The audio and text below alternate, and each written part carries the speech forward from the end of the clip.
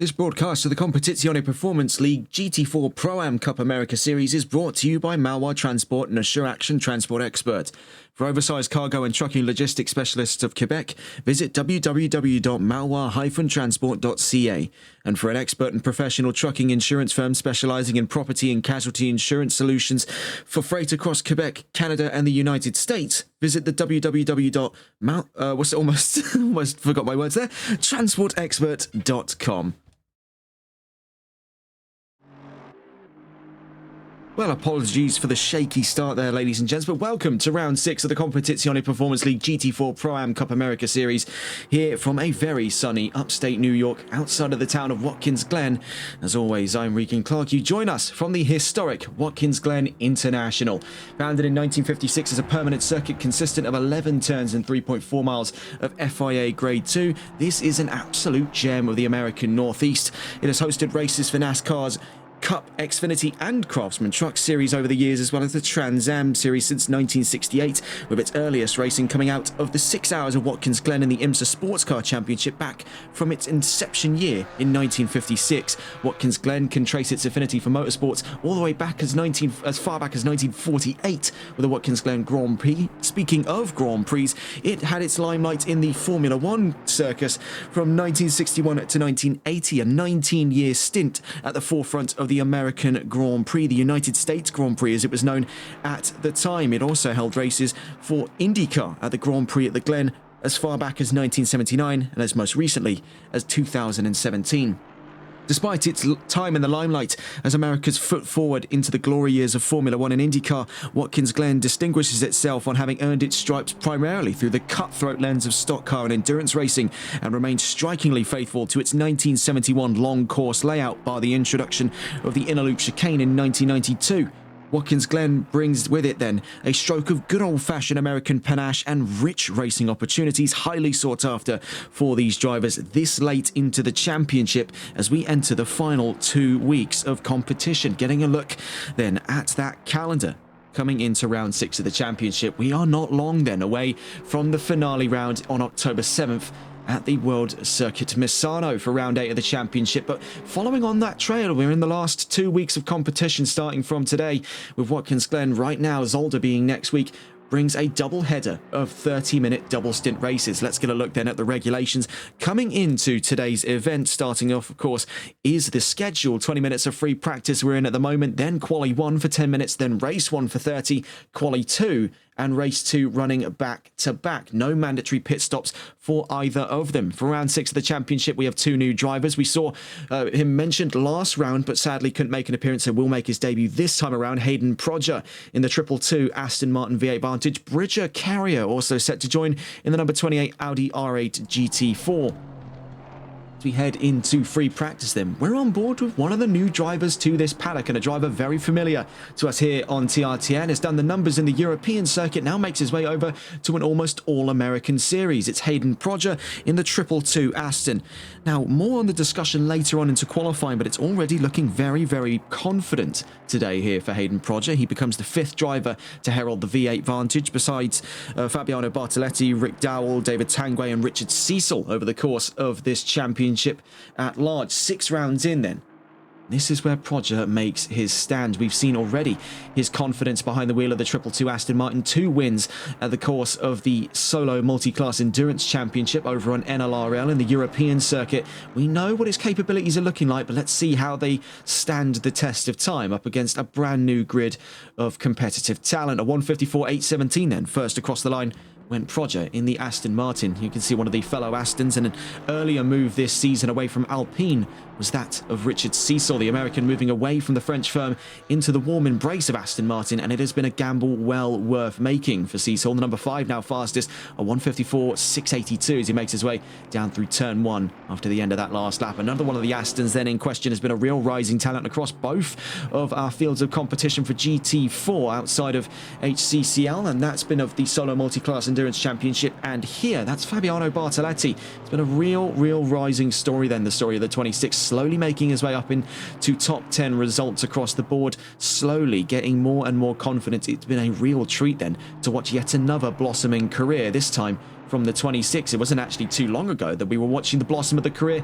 of Hayden Prodger as he made his way away from Grand Prix racing and from rally racing into the embrace of Grand Touring, where he has, I would definitely make the remark, seriously blossomed in his own respect. He has really found an opportunity to flourish in his craft and has really rose through the ranks in our field of operations to be a well-respected and reputable name. We'll see what he can do then here in Watkins Glen. He makes his debut to the Competizione Performance League. So let's get a look around the field here.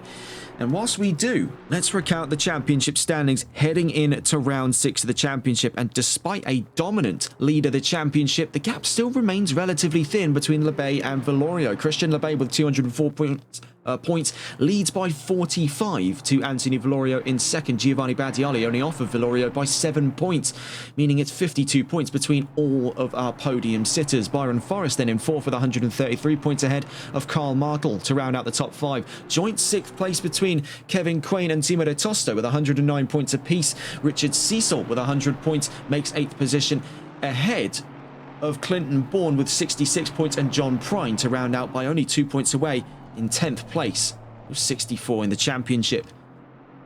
Looking as far as things are concerned for balance of performance heading into today's round, Aston Martin find themselves at the head of benefit today. 18 kilos shed off of the V8 Vantage, with Audi losing 2. Dead negatives for Chevrolet and Mercedes, no gain or loss for either the Camaro or the AMG GT4. Into the positives, McLaren gaining 7. Porsche once again, now I can't stress this point enough how many times they've been on the short end of the stick.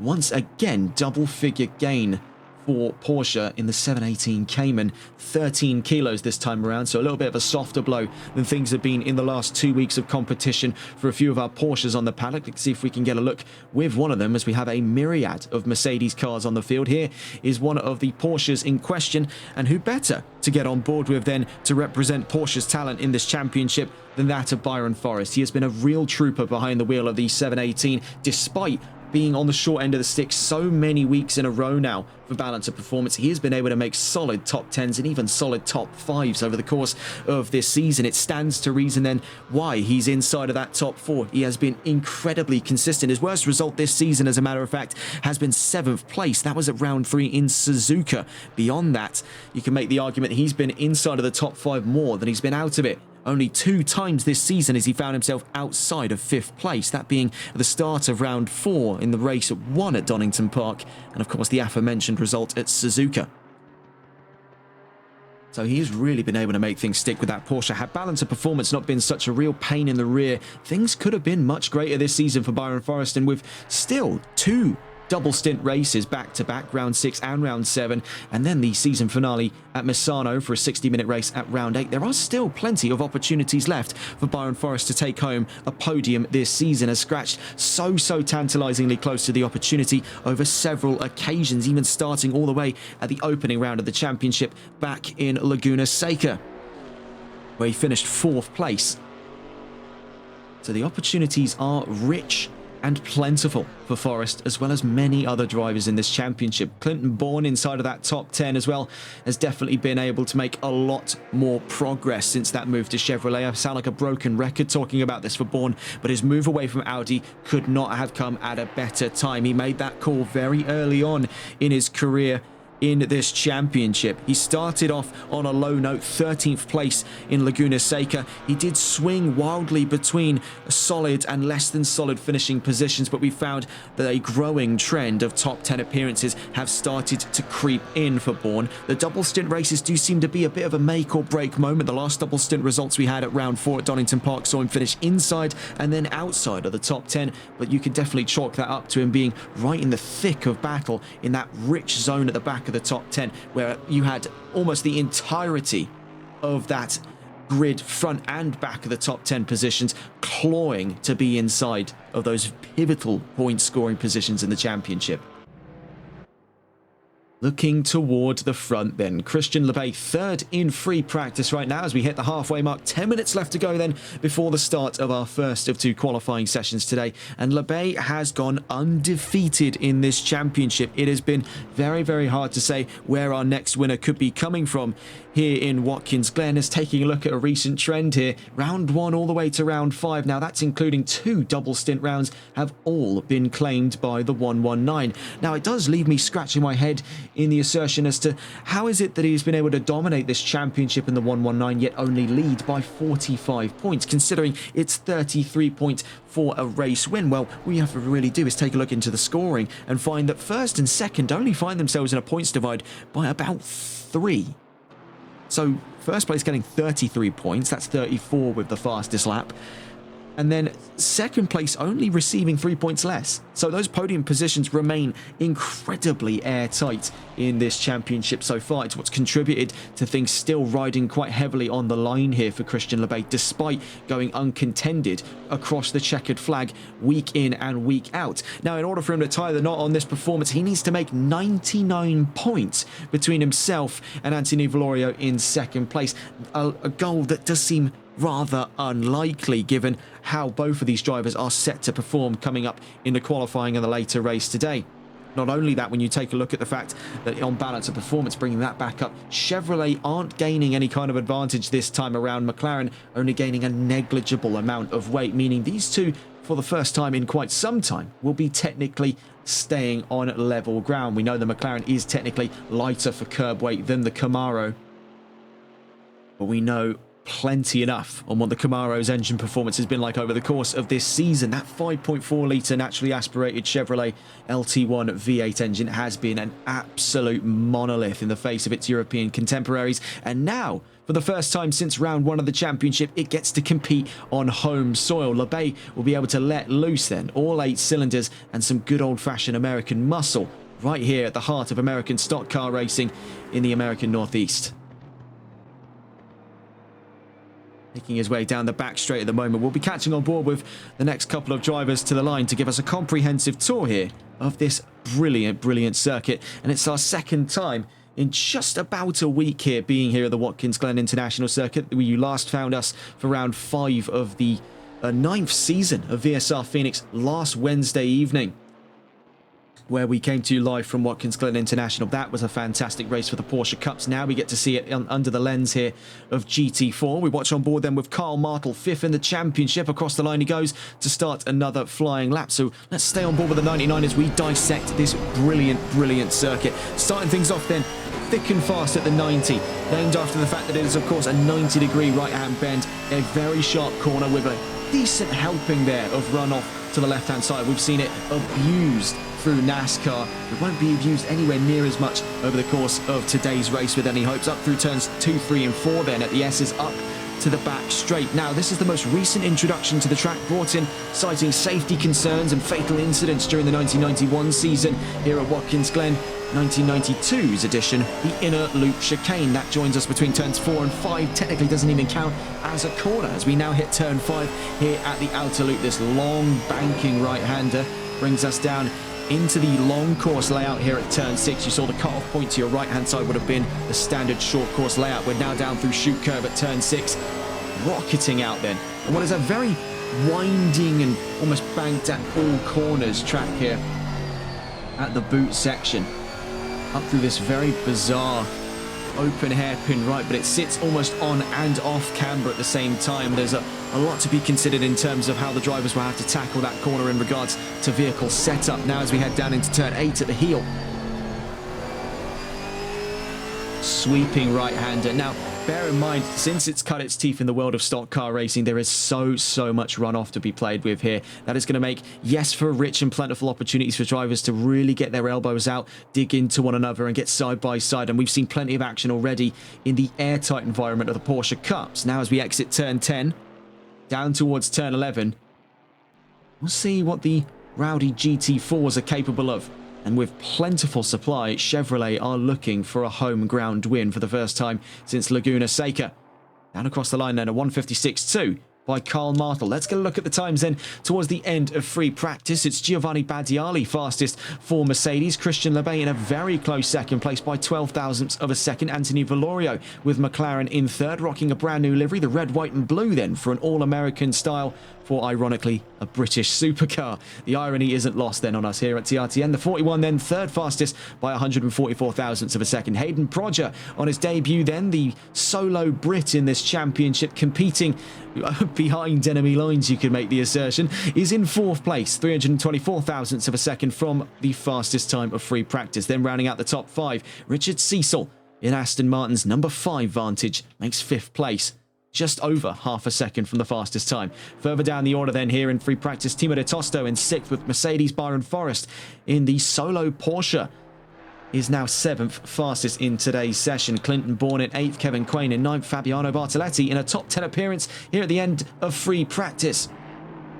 Only 4 minutes left to go then before we're on to the first of our 2 qualifying sessions today, and there is a lot to pick apart, just as there was back in Imola for the qualifying predictions by Simbot. It is looking to be yet another exciting qualifying performance from our drivers, and with 2 opportunities to do so, this could be a very entertaining evening then for our drivers here in the Competizione Performance League. For us here in the commentary box and for the solo British entry, it's going to be a very bizarre early morning shift here.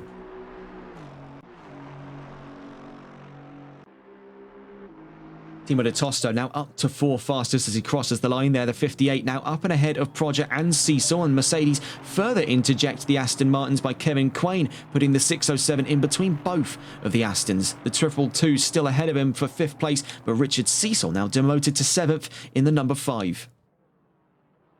Next towards the line then is Giovanni Badiali, and this comes right on the trails of Anthony Valorio taking the fastest time of free practice so far. 154.037 by the McLaren leaves Badiali with the door open to try and take back the fastest time. He needs 131 thousandths of a second to the line. Can he achieve so with about 3 minutes left to spare here in free practice? Down to the line goes the Mercedes, sadly on not what appears to be an improvement. Next to the line comes the number 39, that being Christophe Dupois to set a time there, 16th fastest. Next to the line, the 824, Byron Forrest. We've already noted his resilience with Porsche, and while he still remains inside the top 10, it's not been the greatest start to free practice. Admittedly, we don't know what kind of strategy he's been on. He's up an extra position there for good measure at the end of that last lap. Behind him comes John Prine from 15th place. Does make an improvement, but not enough to overtake the Mercedes ahead of him there, Gabriel Gaudreau in 14th place. Next to the line then comes Anthony Valorio in the 41, needs a 154.037 to beat to extend the margins over Badiali. As he crosses the line, does not find that. Here comes the 222 then, Hayden Prodger on his debut to the Competizione Performance League GT4 Pro-Am Cup America Series, across the line and back to, actually no, not back to, sorry, he is in a top 5 position and remains there for the time being. Got ahead of myself. The 119 across the line then went Christian Lebay. Couldn't get past Giovanni Badiali, but is back onto another stint of flying laps. The 607 already got the leg up on one Aston Martin. Can he get the leg up on the other? Needs to find just under 7 tenths of a second, or 7 hundredths of a second, I should say, for Prodger, and does so there. Now putting himself within 55 thousandths of a second of his fellow Mercedes there on the back of the second row, Timo de Tosto. It is looking to be a really solid day today for Mercedes, and also contrastly for Chevrolet, both of the manufacturers who reported neutral changes coming into balance of performance for weight figures today. That seems to be a bit of the golden recipe for Mercedes and Chevrolet's success. Now that would be a little bit of a half-truth if we didn't consider already Giovanni Badiali, Christian Lebay and Timo de Tosto's performances over the course of the season with both Chevrolet and Mercedes. Kevin Quain's definitely been getting closer and closer over the course of the season. Now looking back through his results as well, it would be hard to remiss that Quain has not had a very solid season so far. Looking at where he's at, he's joint 6th with De Tosto, so the 2 Mercedes drivers are clashing heads here. Now, bar the less than ideal outside of the top 10 result for the first of 2 races at Alton Park earlier this season, Kevin Quain has yet to find himself, bar one example, outside of the top 10 again. As a matter of fact, he's been on a recent string of top 5 appearances in the more recently passed Donington Park double sprint, but in last round's result, which has since been dropped thanks to the drop point system delivering him a bit of a Hail Mary solution, he finished 9th at Imola last week. Next next to the line then comes a real ensemble of drivers here. Hayden Proger followed very closely by the number 18, one of the new drivers of last round at Imola, Julio Pejena, to set a time. Then right behind him, the 119 of Christian Lebay. Proger down to 6th place then. Then across the line comes Lebay from 3rd, goes fastest there by 0.04 of a second. So was there really any doubt to the Chevrolet claiming the fastest lap of free practice? I don't really think so, but there was definitely a bit of a tense air of suspicion over whether or not the 119 was sandbagging over the course of today's session. Now we see the gloves are off for Lebay. He is looking to tie the knot here on this championship, but has got a world's duty ahead of him to do so. We're on board at the moment with Giovanni Badiali. And once again, a tale as old as time, he finds himself tantalizingly close to Anthony Valorio, these two sharing in a sharper rivalry than either of them have been able to do so for the championship leader. These two have still been clashing heads this far in for that 2nd place position, to be next in line to come and have a go and challenge the throne currently secured in stone at this leg of the championship by Christian Lebay. Those two divide themselves by 7 points apiece. 159 for Valorio to 152 for Badiali. These two have shared in one of the greatest rivalries on tarmac. It would be very, very hard to take that away from them.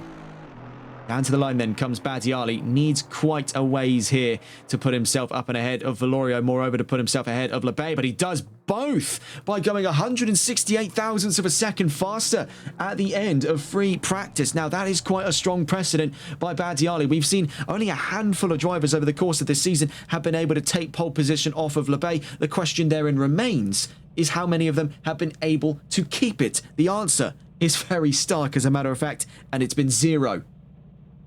So could we be seeing this far into the season, looking back at that just once again, where we've covered, whilst technically, yes, 5 rounds, we've covered a whopping, looking at it here, 7 races before today.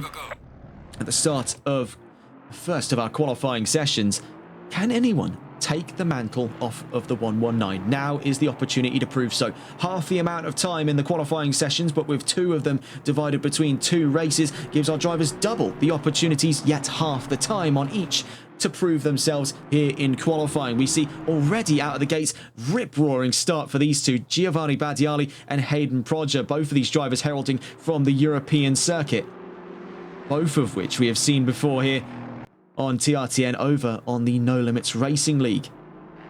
We watch then with Badiali as the first of our drivers out of the gates for the start of qualifying 1 as we discuss the qualifying predictions. Now these were taken earlier on today. It pitches Christian Lebay at pole position with a 153.6. Anthony Valorio and Hayden Proger 2nd and 3rd, only divided there by 48 thousandths of a second. So that is quite a hopeful remark there for the new coming Aston Martin. Timo de Tosto then is behind in 4th place, a 154.3, puts himself incredibly close as well, 55 thousandths of a second between himself and Hayden Proger. Makes for a very close-knit top 2 rows there, looking into qualifying today. Richard Cecil, 5th fastest with a 154.750. Then behind him, Kevin Quain, Carl Markle, Clinton Bourne, Byron Forrest, and Alex Albon for that predicted top 10. Now, there are, of course, some logical black holes to be considered here. Namely, among them is Badiali. We've seen Badiali sneak his way out of the Simbot predictions, and I think I'm starting to see the beginning of a bit of a pattern here for Gio. He's been able to sneak around long enough. I think he's now doing it on purpose to keep both us and his adversaries on their toes, because you give a driver a time, they will eventually surpass it. So he doesn't want to leave anything up to scratch here. We're on board with Giovanni Badiali as the first of our flying laps here in Quali 1. We'll stay on board then with the 998. We cut over to the onboard cameras, and we'll be back with you in just a moment's time.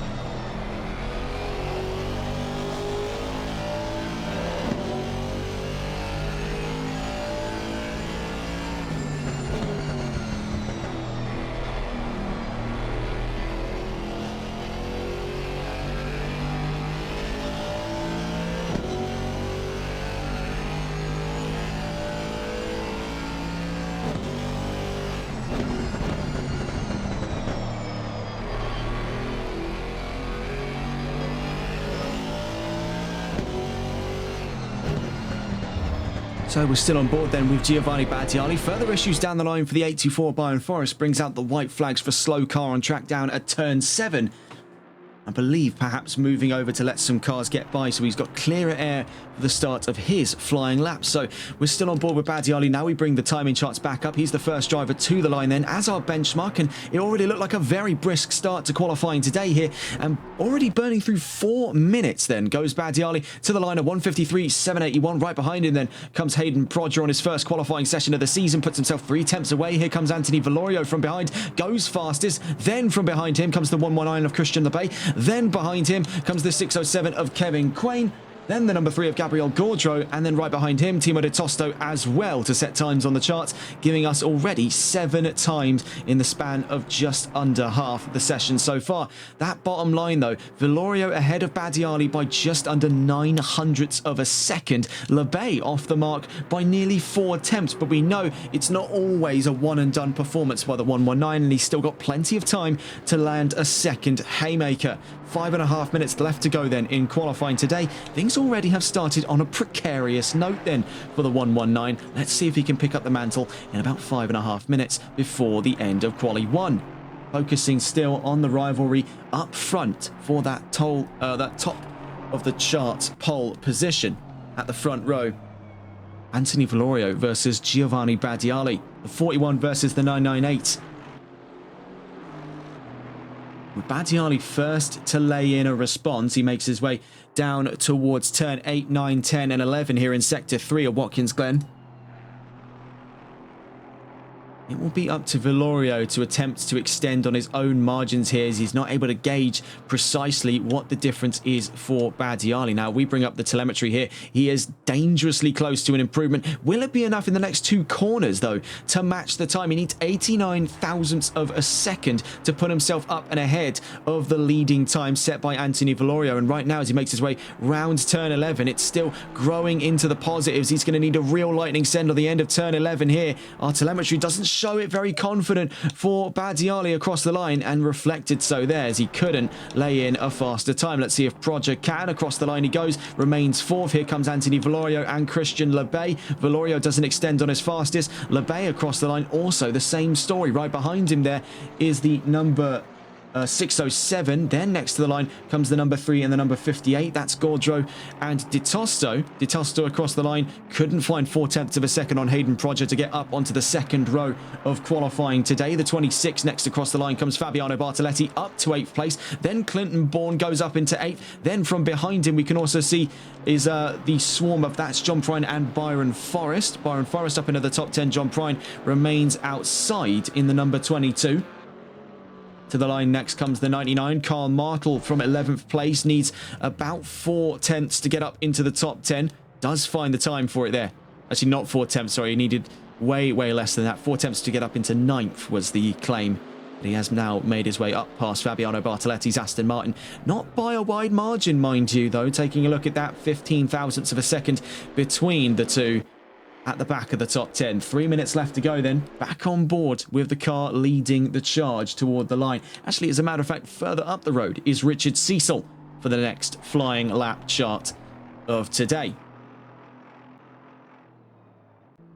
So needs just about 210 thousandths of a second for next position up. That'll be on Kevin Quain for 6th place in qualifying so far to put himself on that 3rd row. Here comes Cecil to the line, and it is an improvement, but by so little an amount there, sadly for him, remains in 7th position. Next to the line comes Giovanni Battiali. Now that gap has sat tantalizingly close so far. 89 thousandths of a second is the margin to beat. A 1:53.692 by Valorio. Can Battiali match across the line again? Second time around doesn't happen. Next to the line comes Hayden Prodger, another knock out of turn 11. He's in 4th as he crosses the line. Here comes Valorio. Does he extend? No. Next to the line comes the number 3 of Gabriel Gaudreau. Actually, no, that's a mistake. The number 58 of Timo de Tosto. Then Gabriel Gaudreau. The two now having swapped places over the course of the last lap just gone. De Tosto not to an improvement. Gaudreau across the line, still in 12th place.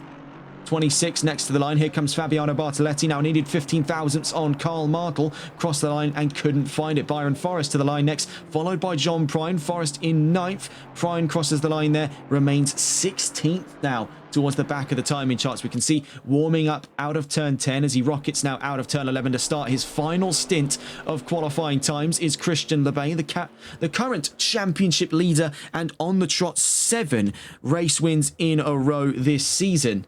5 of which contributing to round wins.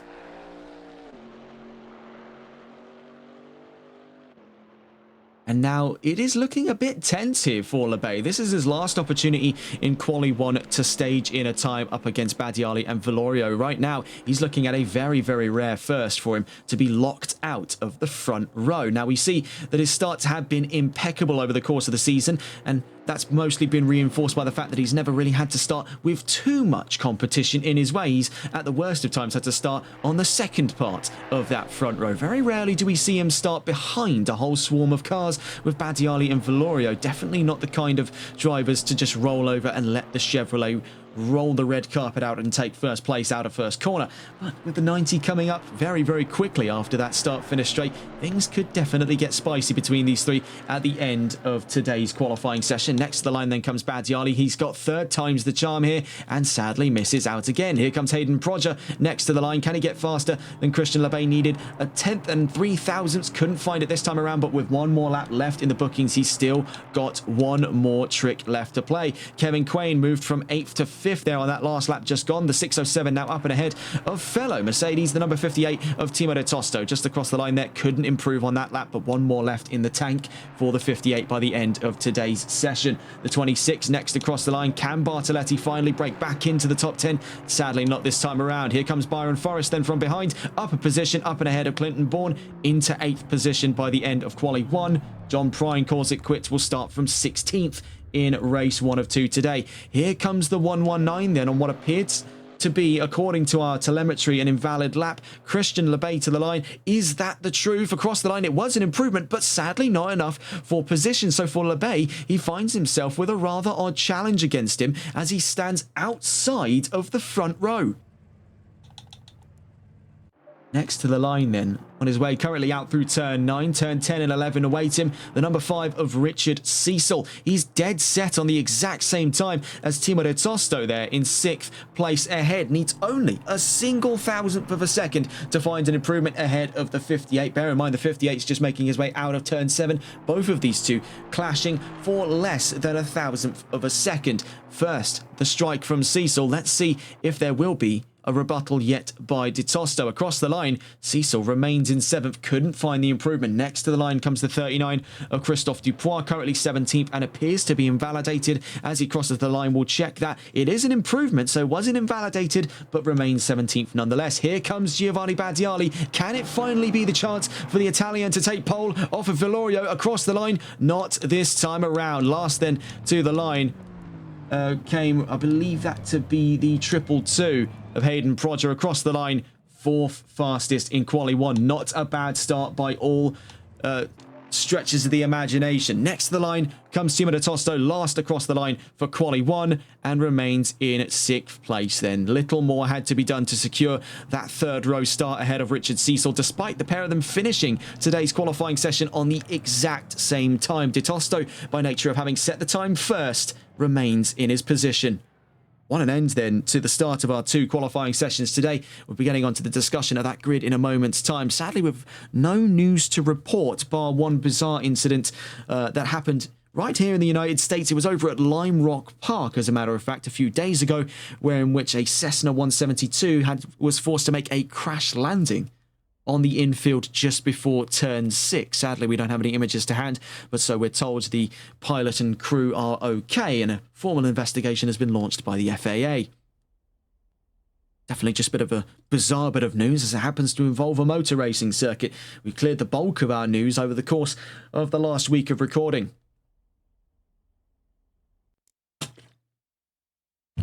So, on to the...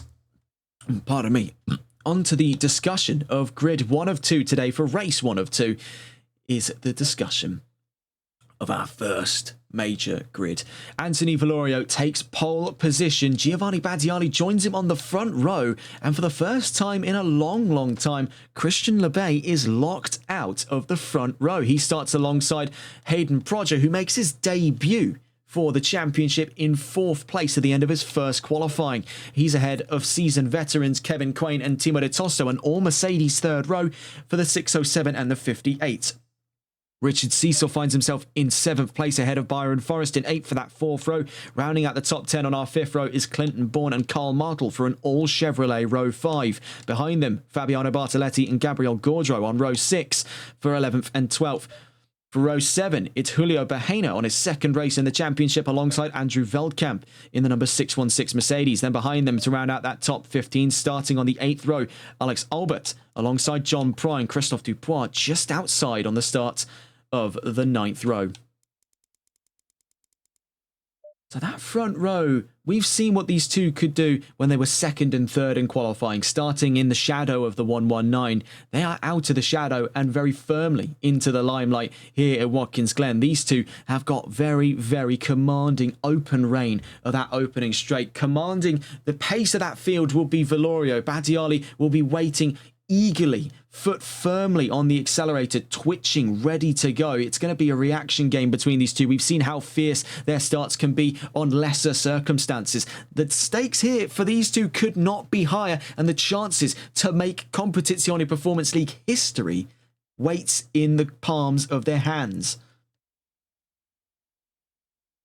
A minute left to go then. Having a look around that field, there is going to be a lot of hopeful stories today, namely, of course, that front row, but also looking for Hayden Prodger for his debut drive. Now, he was scheduled to make his debut back in Imola, now makes his debut today here at Watkins Glen International. The 222, heralding from Great Britain, is a long way from home here, competing at Watkins Glen International amongst the grid of the Competizione Performance League GT4 Pro-Am Cup America Series. So he's a long way from the European circuit.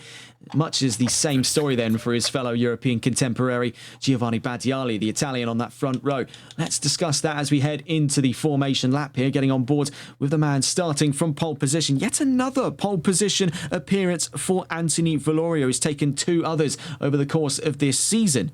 Sadly, neither of them were able to be converted to victories ahead of Christian Lebay. Valorio then on his red, white and blue All-American livery, competing from what is as close as it's getting today for home soil for Valorio, has got the world's weight on his shoulders.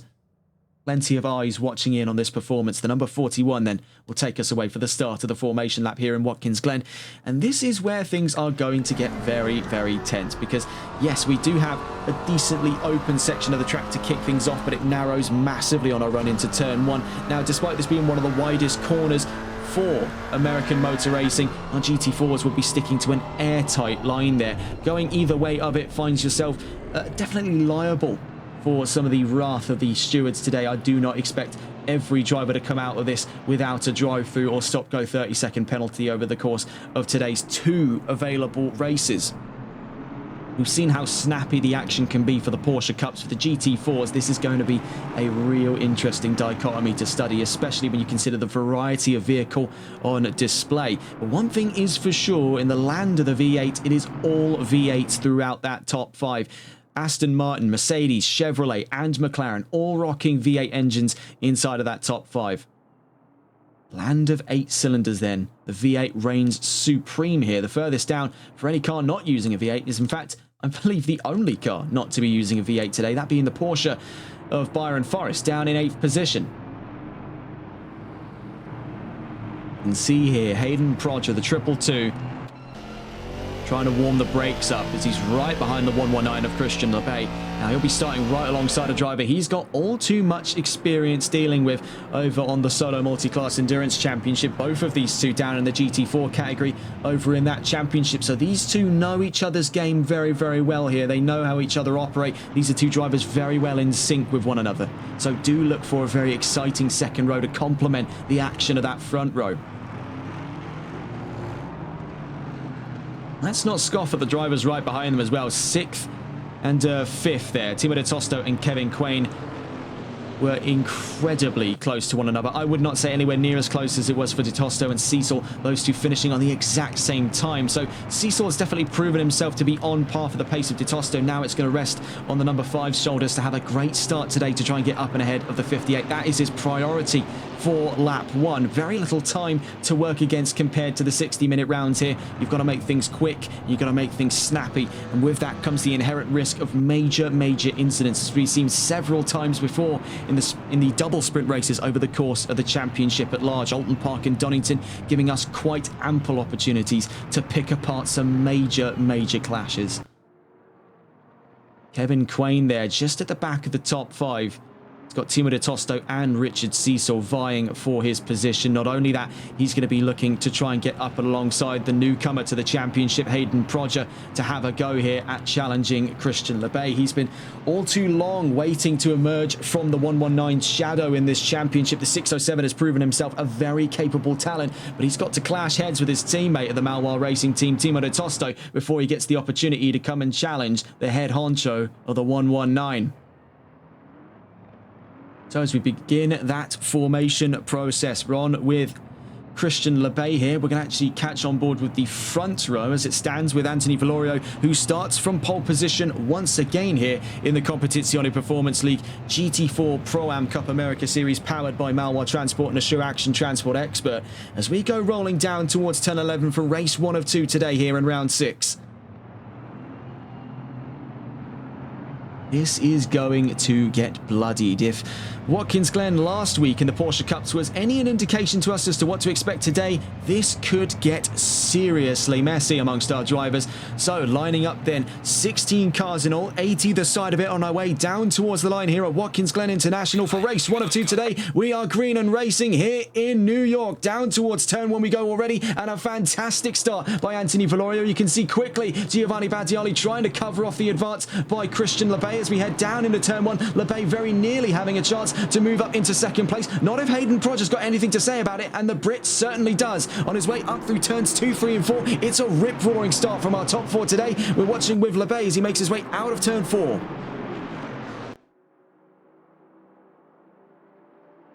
Onto the back straight we go then. Inner loop chicane coming up very quickly. You can see the 2 Mercedes cars clashing in the background. That's Kevin Quain trying to get the leg up on Hayden Prodger, and that he does take the Aston Martin by surprise, but a big snap of oversteer. We check there in the background, Quain having to cut across the second part of the inner loop chicane. That puts Prodger back up into 4th. Lebay remains 3rd. Valorio takes the lead then. Badiali stays in 2nd. Yellow flags are out then for the number 18, Julio Bahena, I believe that was, already in trouble. We also saw John Prine was in the pit lane for the start. We can see side-by-side action though as we return to green flag racing, as we're back on board with the front row. If we can get a view in here, Badiali and Valorio then were side by side on their run down towards turn 7. Ultimately is filtered back in favour of the McLaren. Badiali is still chasing in the background. You can see Richard Cecil trying to get the leg up on Kevin Quain. It's already been a very action-packed opening lap here. Now, I was expecting things to get a little bit more white knuckle, a little bit more elbows out, but I'm quite happy to say that things have been otherwise quite civil here. It is often a miracle to get these drivers in through one lap here with no calamity. I think that's only really come at the chagrin of the number 18 of Julio Bahena.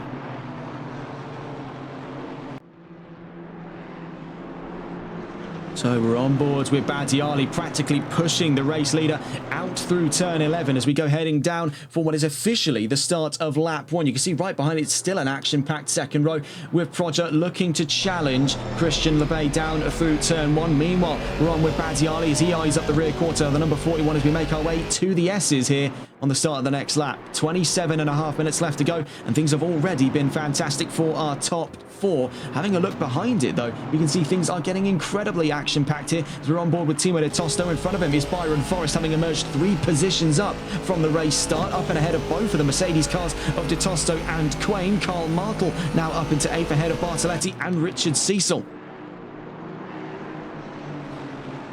See sliding around again, the Mercedes cars having a little bit of upset over the curbs of the inner loop chicane.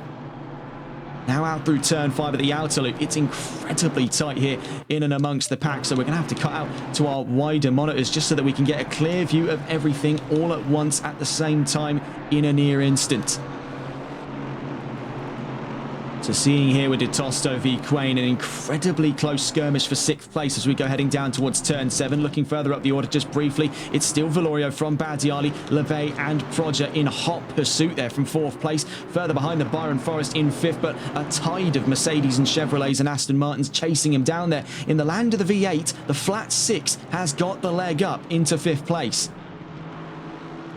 Tosto right on his tail there. Big slide for him out through turn 9. Major upset. Stability getting to be a bit of a problem here as it's contact between Quain and Tosto. How does that fold out as we exit turn 9? Well, he's going to drop position not only to Quain, but so it appears as well to Karl Martel, who gets the leg up there, much to the chagrin of Timo Tosto. He's not going to be particularly happy there with the chicanery of his teammates.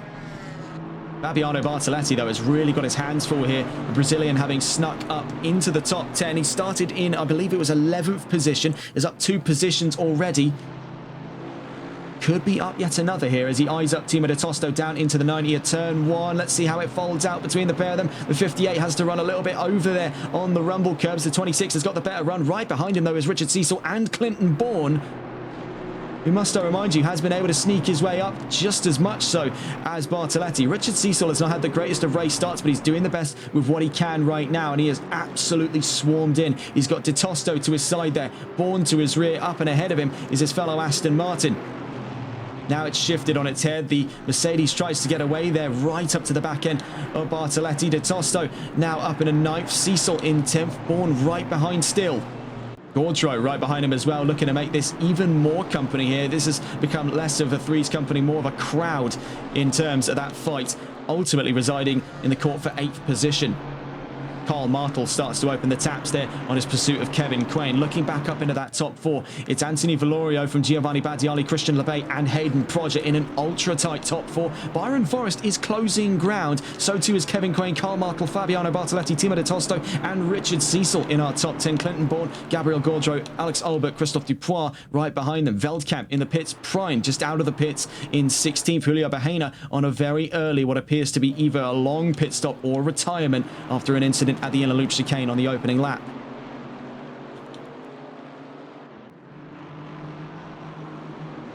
Watching here with Richard Cecil, he's sandwiched right in and amongst it here. He's been able to clear just a little bit of breathing space from the number 6 right behind him. Now looks to put the pressure on Timo Tosto's number 58, and he makes his way out of turn 10 down towards turn 11. These are among the closest fights at the moment as we start to see the data showing a bit of a spread amongst the top 4. Now, it is very, very rare here to see drivers lead more than a lap ahead of Christian LeBay, and the Chevrolet really does seem to be up against the ropes, over half a second away from Giovanni Badiali up in 2nd place. We're still watching with Richard Cecil fighting with Fabiano Bartoletti in the bright canary yellow Aston Martin up ahead of that dark grey, black and red Mercedes of Timo Tosto. And it looks like it could be Tosto's opportunity here on the exit of the S as he makes his way to the back straight, charging to the back end of the Aston Martin of Fabiano Bartoletti. He's got the slipstream, now he's got the run, side by side, a bit of side draft for good effort. The 58 up the inside at the start of the inner loop chicane, runs it out a little bit wide here for the 2 Aston Martins to come careening through for a potential fight back of the move. Meanwhile, it has pushed Bartoletti now back into the iron sights of his fellow Aston, that being Richard Cecil. Try as he may, Cecil does appear to be struggling at the moment, and that's really come at quite a shame for him. It was a great qualifying, just not a great start. And with 7 minutes into today's session, there is still a lot to be decided in terms of the overall standing. So we're not going to focus too much on where everyone is, just namely the closest of our fights at this time. And right now you're watching it as it's Cecil v Bartoletti. Bartoletti had a bit of a howl or run on the exit of turn 7 at the toe. We head down the boot straight here on the long course section of the track, looking for the inside but can't find it. Waits for the 26 to try and outbrake himself. Richard Cecil scoops up a move there for 9th place, up and ahead of Fabiano Bartoletti. Clinton Bourne looks to follow suit here on the number 26, goes the long way around, round at turn 9.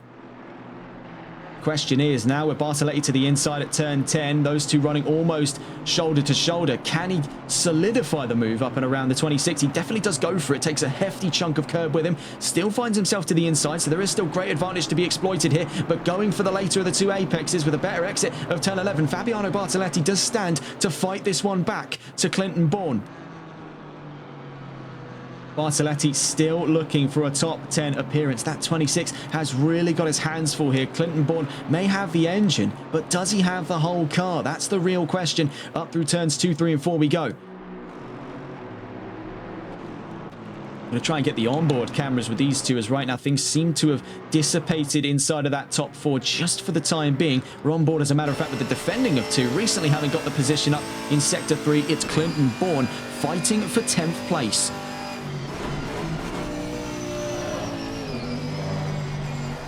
In through the inner loop chicane, you can see that emerging figure there in the background, the number 3, the black on black of Gabriel Gaudreau, the Mercedes quickly catching up to the Aston Martin of Fabiano Bartoletti. Clinton Bourne, the Australian, has now been able to open the taps here in the number 6. You can see diving quite late for it there, trying to get more ambitious on the brakes to close the gap down and bring this into a 3-man fight, knowing all 3 of them will be feeding off of the slipstream of the number 6 is Fabiano Bartoletti right behind him.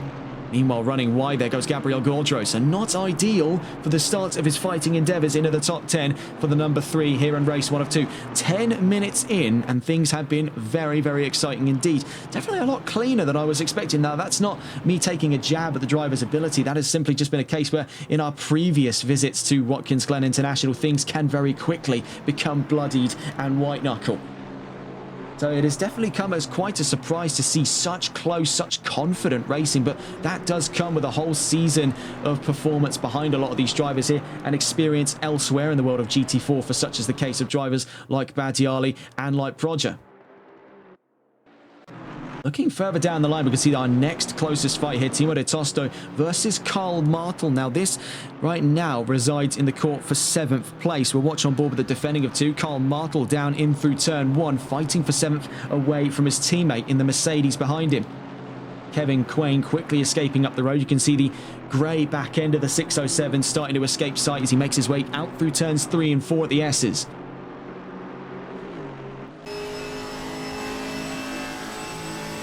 Karl Martel, yes, we know the Chevrolet has the fastest sort of straight line speed of any car in GT4. So very closely followed by the McLaren. He knows manoeuvrability-wise, De Tosto has technically got the better option here. That Mercedes is incredibly pokey, even for a front-engined car. Chevrolet definitely showing its signs of maybe a bit of, I wouldn't say necessarily age, but just the fact that it is a bit more old-fashioned just simply by design, hence is the nature of the muscle car. It heralds from a much simpler thought process when it comes to racing machinery. But right here in the United States, and especially at a track like Watkins Glen, the muscle car has reigned supreme with this track, seeing its heart and soul poured into the world of stock car racing. So the Chevrolet should, in theory, be right at home. That 6th gen Camaro, a very present figure in the world of NASCAR. Of course, one of the silhouette bodies used in the current generation, the next gens as they're called, I believe, in NASCAR, their 7th generation models.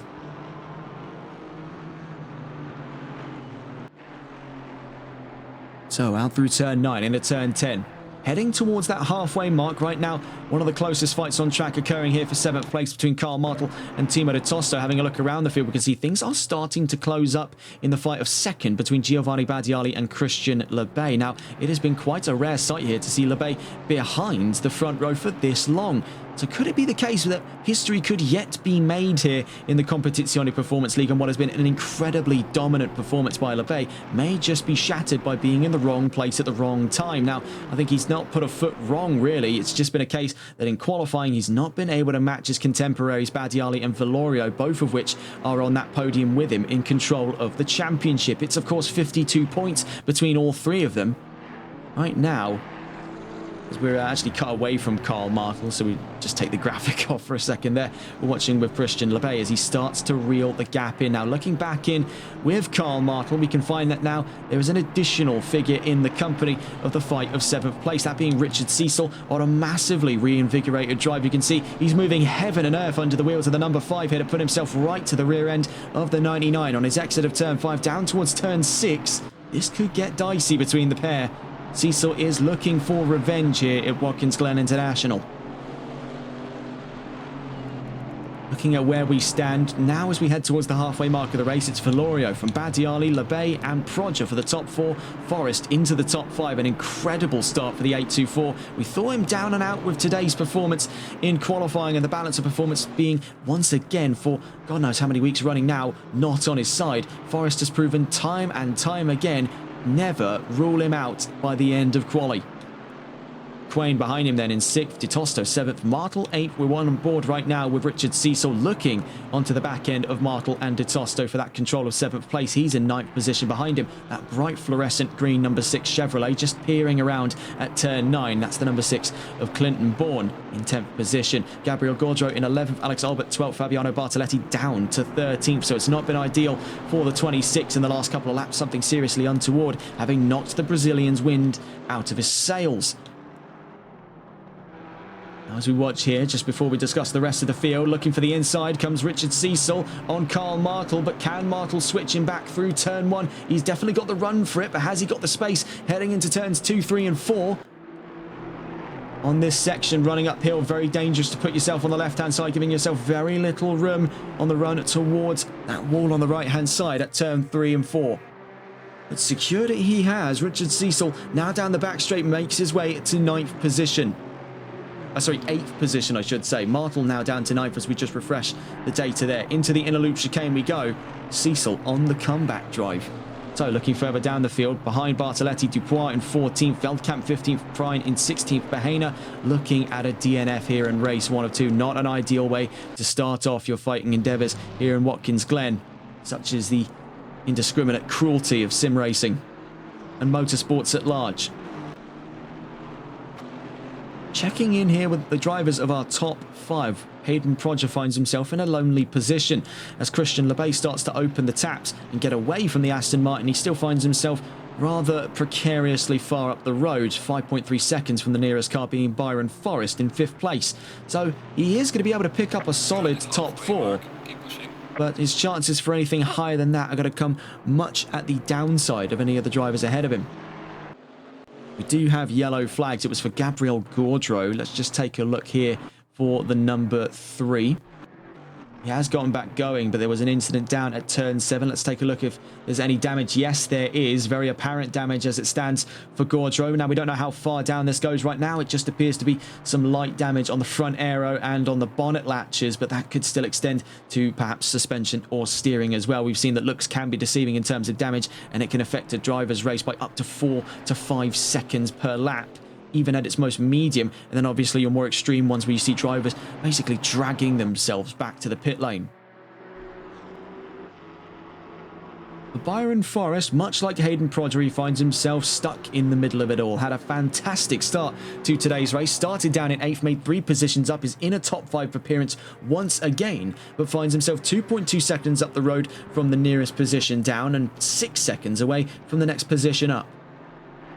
So entering that second half of the race, it's a consistency game that Byron Forrest is aimed for. He's done the heavy lifting right now, and much in the same position as Prodger. He's going to be hoping for positions mostly arriving at his doorstep, much to the chagrin of the drivers ahead of him. He's going to be hoping for a calamity up front, but sadly it doesn't appear that one is yet to arrive.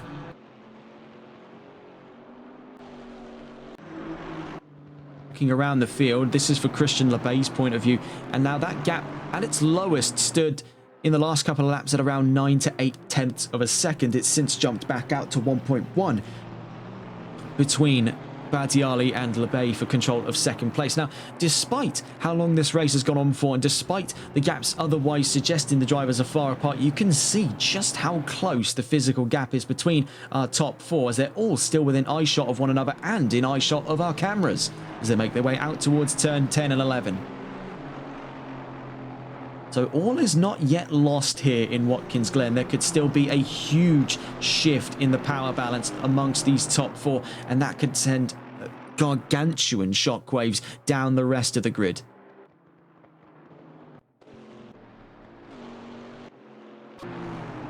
Right now, though, looking for our next fight. Valorio from Badiali is another gap to discuss as well, because just like Badiali to Lebay, it is starting to hover rather dangerously around the 1 second mark. Now, he's been trying to keep that north of a second for the longest time, but that was the most recent scare coming out of turn 1 where it dropped to 1.0. Now as he makes his way down the back straight, he's got just enough air in his lungs here to get up and away from Badiali. In through the inner loop chicane, the McLaren really able to open the taps there on its V8 engine. We noted, just like the Chevrolet, very, very exceptional straight line speed for McLaren, and Velorio being its best showcase here as one of the only drivers, if not the only driver left in the championship to compete besides Bahena for McLaren. We are seeing then the proceedings of what could be a monolithic concertina effect. Now we can actually start to scope what happened to Fabiano Bartoletti, and there's your pretty obvious evidence there, folks. Heavy damage over the nose, caught up in some kind of incident from earlier on, sadly, that which we couldn't capture. We are going to take a look in here, though, because now dropping to within half a second of one another is the beginning of the fight for second place. So we'll stay on board with Giovanni Badiali, as he now looks to hold off Christian Lebay. Now, all of this pushing and shoving is ultimately going to slow each other down. This is exactly what Velorio wants, and it's also what Proger isn't going to be complaining too much about, as it could present himself the opportunity to make his way up to the second row if these two go all out. Here through turn 10, 11 minutes left to go.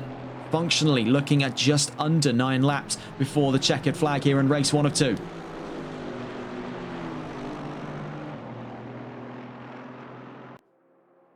Down to the line we go then. Looking in the telemetry for that last lap, we find that Badiali found himself quite a ways away for performance. As a matter of fact, 7/10 slower than Lebay or Proger behind him. So a bit of a shocking precedent there for the 998. Could find himself in a bit of trouble in the next couple of laps. 10.5 minutes left to go then here at race 1 or 2 on Watkins Glen. For round 6 of the Competizione Performance League GT4 Pro-Am Cup America Series, powered by Malwa Transport and a Sure Action Transport expert. I do not get tired of saying a name that incredibly long. Down towards the inner loop chicane we go then. Bit of a slide there, but almost seeming to leverage the weight over the back end as the 119 of Lebay. He's not lost any steam in the fight against the 998. Out through turn 5, you can see now escaping up the road with much less pressure on him is Anthony Velorio.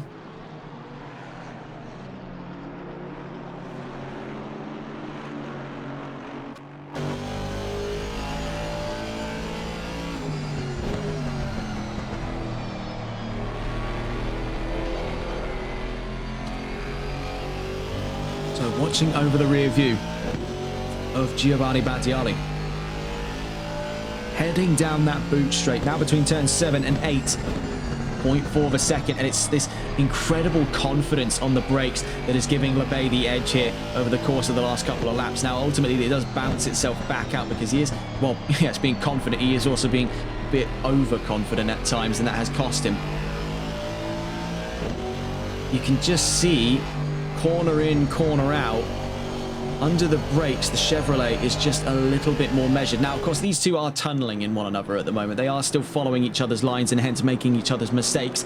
So long as Proger doesn't find himself victim of this sort of pseudo-hypnosis these drivers find themselves in when they're in longer form battles, he could stand to benefit here. Looking in that last lap, it was in fact Lebay slower than Proger or Badiali. So it's starting to balance itself out for what is going to be a three-man fight for second, with Velorio escaping upfield.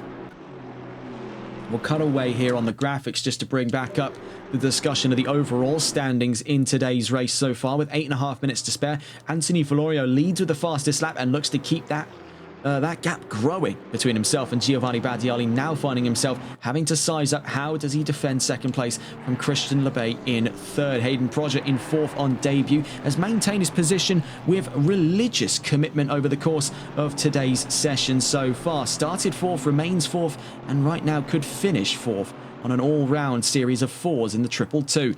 Byron Forrest up 3 positions from the race start into 5th from 8th. Timo de Tosto 6th. Richard Cecil in 7th, now up and ahead of Kevin Quain. Still in hot pursuit. There could yet be some fight back here from the 607. Carl Martel down in 9th. Clinton Bourne in the top 10. Alex Albert in 11th. Fabiano Bartoletti with heavy damage there in 12th. Gabriel Gaudreau in 13th. Christophe Dupois 14th. Andrew Veldkamp 15th. John Prine in 16th. Julio Bahena functionally a DNF. So back into where we picked up with these drivers the last time around. We're back on board with Lebay and Badiali. Now let's see if we can catch on board here quickly as we just cut across and saw the damage once again for Gabriel Gaudreau. We're on board with Christian Lebay. as now we start to pick apart that fight for second place from the attacking point of view. Now, we've seen what things have been like in the defenders' quarters. Now with LeBay getting more and more confident through each corner, being able to mimic and then perfect the corners based on the mistakes of Badiali ahead. He's slowly shaping him up, forming himself into a key to fit this padlock. Down into turn 1 we go then. Bear in mind, so too, morphing to the situation around them has been Hayden Proger. These three finding themselves getting closer and closer and closer in almost equal stead on each lap here. Almost at equal distance. It's a nearly perfect balancing act between drivers in second, third and fourth. Now on the exit of turns 2, 3 and 4, as a matter of fact, as to where I was trying to get at, into the inner loop chicane, you can see this is where the Chevrolet is really able to spread its wings and fly, as it were. LeBay has got that section absolutely nailed down to a fine art. We saw that over in the NLRL. Actually, no, that's a mistake there on my end, not in NLRL. And as a matter of fact, not even LeBay as well. We've seen another driver do that entirely, but this we've seen all too the same with Christian LeBay. You do have to forgive me, folks. This is the first time coming back into the whiplash of doing races at 1 in the morning with a busier schedule, and this has definitely been quite the hit to the system, but you wouldn't want to miss these opportunities for the world, and still there is much left to be played for here between these three. Down towards turn 8.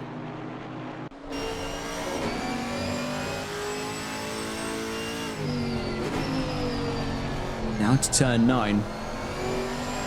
It's this third sector here. Now, we've seen how confident LeBay is through sector 2. This is where Badiali gets to show some of his confidence, because down through turn 10, he's just got more momentum to carry. He's got more grip in the corner than the Chevrolet. The Chevy's a little bit weightier than the Mercedes, despite both of them not gained or lost any weight under balance of performance. This comes down to just manufacturer weight alone.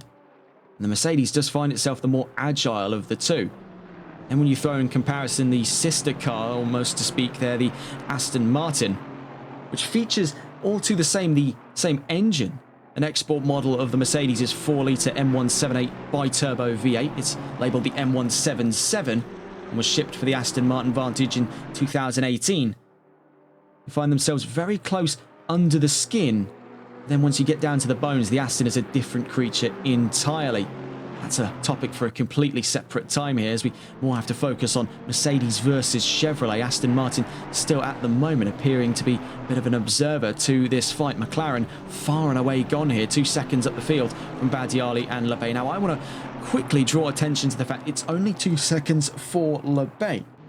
It was previously 2 seconds for Badiali. So has this pressure perhaps turned coal to diamond for Badiali and has started to push him closer and closer to the leading McLaren? 4 minutes left to go then. We're functionally in for around 2 more laps of racing here before the end of race 1 of 2. Don't go anywhere, as we've still got another qualifying session and another race on the horizon before the end of round 6 of the championship today.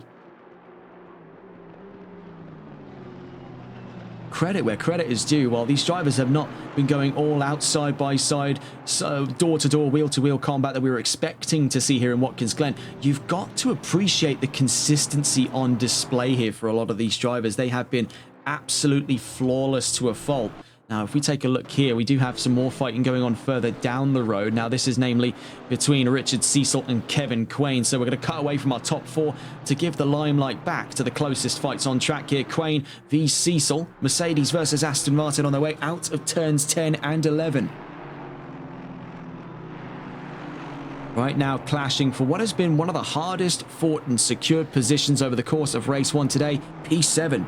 We've seen plenty of drivers try their hand for it. Very few have been able to hold on to that position. Now these two getting properly elbows out. This is the kind of action we were expecting, and better late than never here from the likes of Cecil and Quain. Down towards turn 1 we go then. Quain to the outside, Cecil defending the inside. Quain back in behind as we head towards the S's.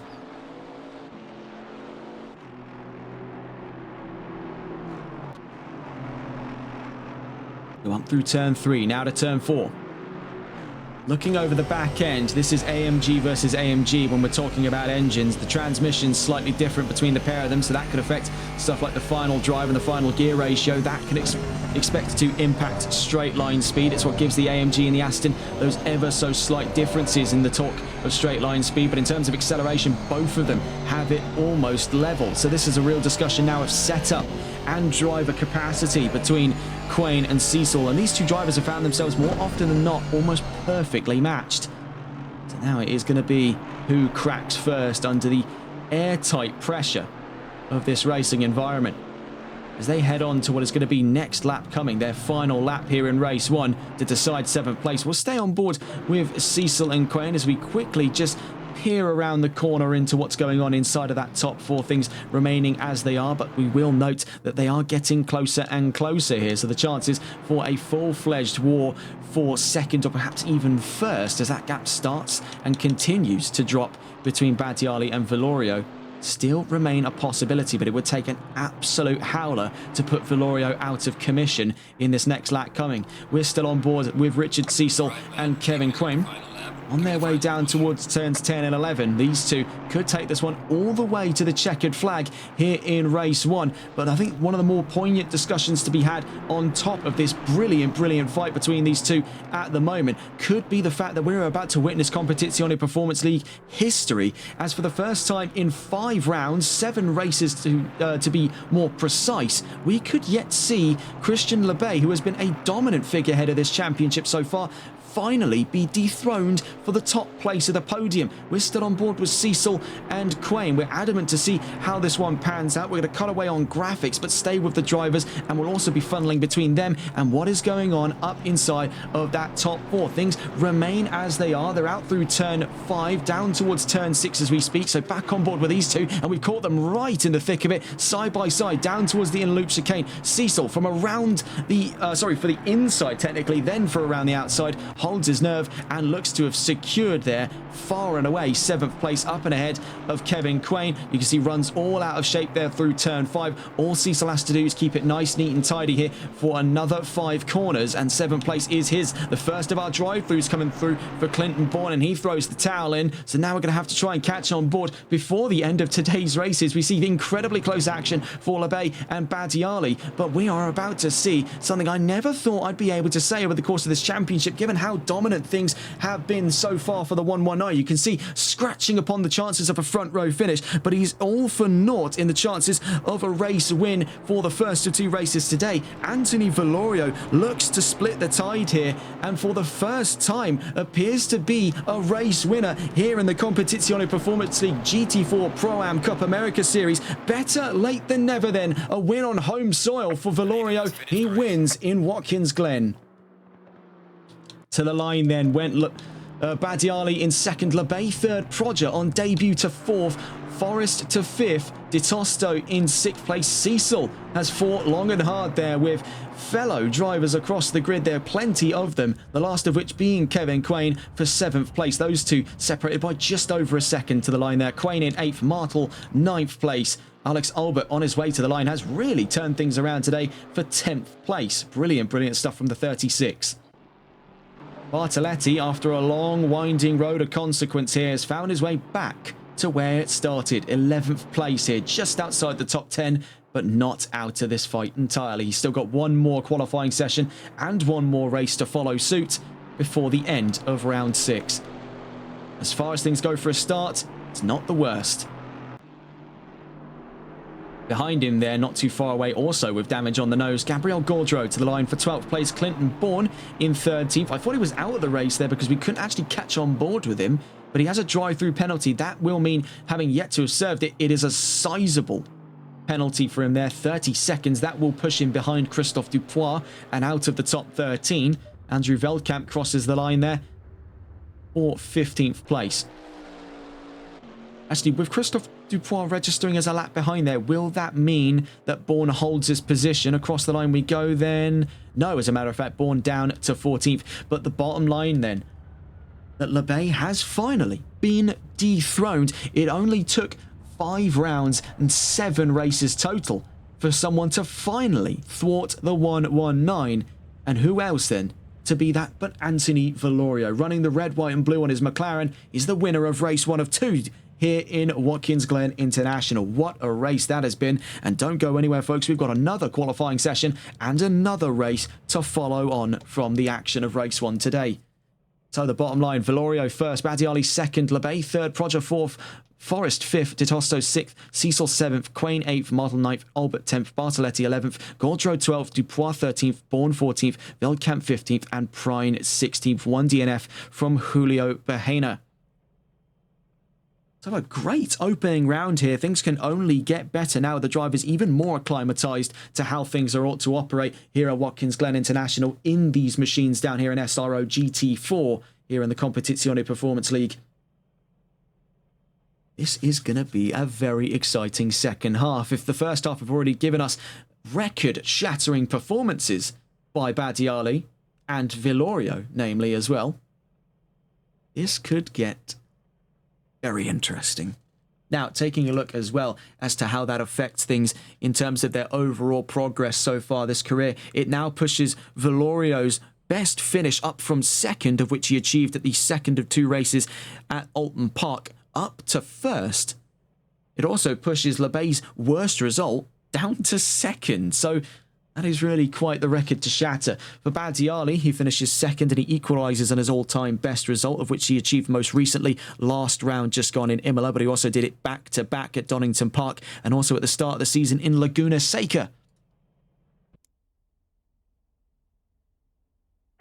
So, on to qualifying 2 then, folks, and this is going to be make or break now for Christian Lebay. He's not happy with the way things panned out. He gave it his all there in the 119. You can definitely sense that frustration for the leading championship leader.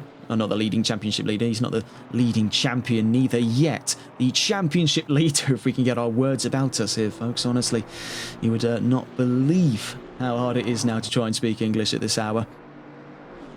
Out of turn 3 and 4, that frustration then has definitely got to be quite raw for him at this time. He's not going to be looking to be made a fool of again here in Watkins Glen, knowing how confident the Chevrolet has been over the course of the season so far. This could just be a flash in the pan for him, or it could be an opportunity for him to try and make things interesting here. Now, we never really know the real psyche of these championship leaders. We've seen plenty of them be a little bit more playful in certain championships. Definitely do take some example there out of VSR Phoenix when the champion, Just Boris, in Season 7 decided that for every race thereafter, he was going to start from the back in a different car. I mean, there've definitely been opportunities here for leading championship drivers to really toy around with their opponents, to maybe instill a little bit of that false hope. Really, we'll find out at the end of Quali 2 today exactly what the modus operandi for the 119 is moving forward. Maybe it's just not the kind of track for the Chevrolet, and that's rather ironic then when you consider Chevrolet's long-esteemed history here at Watkins Glen in the world of stock car racing,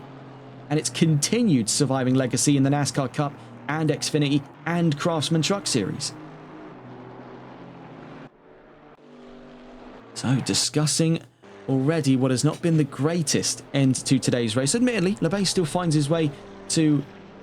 sorry, not from first to second. He finds himself from first to third. I should clarify that result from earlier. His worst result now moves down from second to third.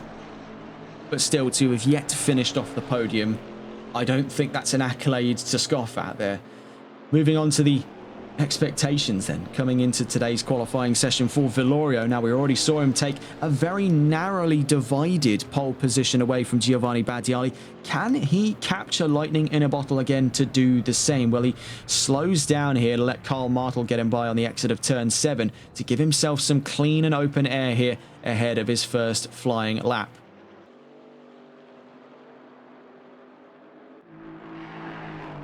You see here, Hayden Proger finished 4th, started 4th, qualified 4th. It's been very, very consistent for a start here for Proger. If he is to compete in the next season of GT4, whatever takes up the slot here in the Competizione Performance League, he's definitely going to suit himself rather nicely to being in that championship competition slot.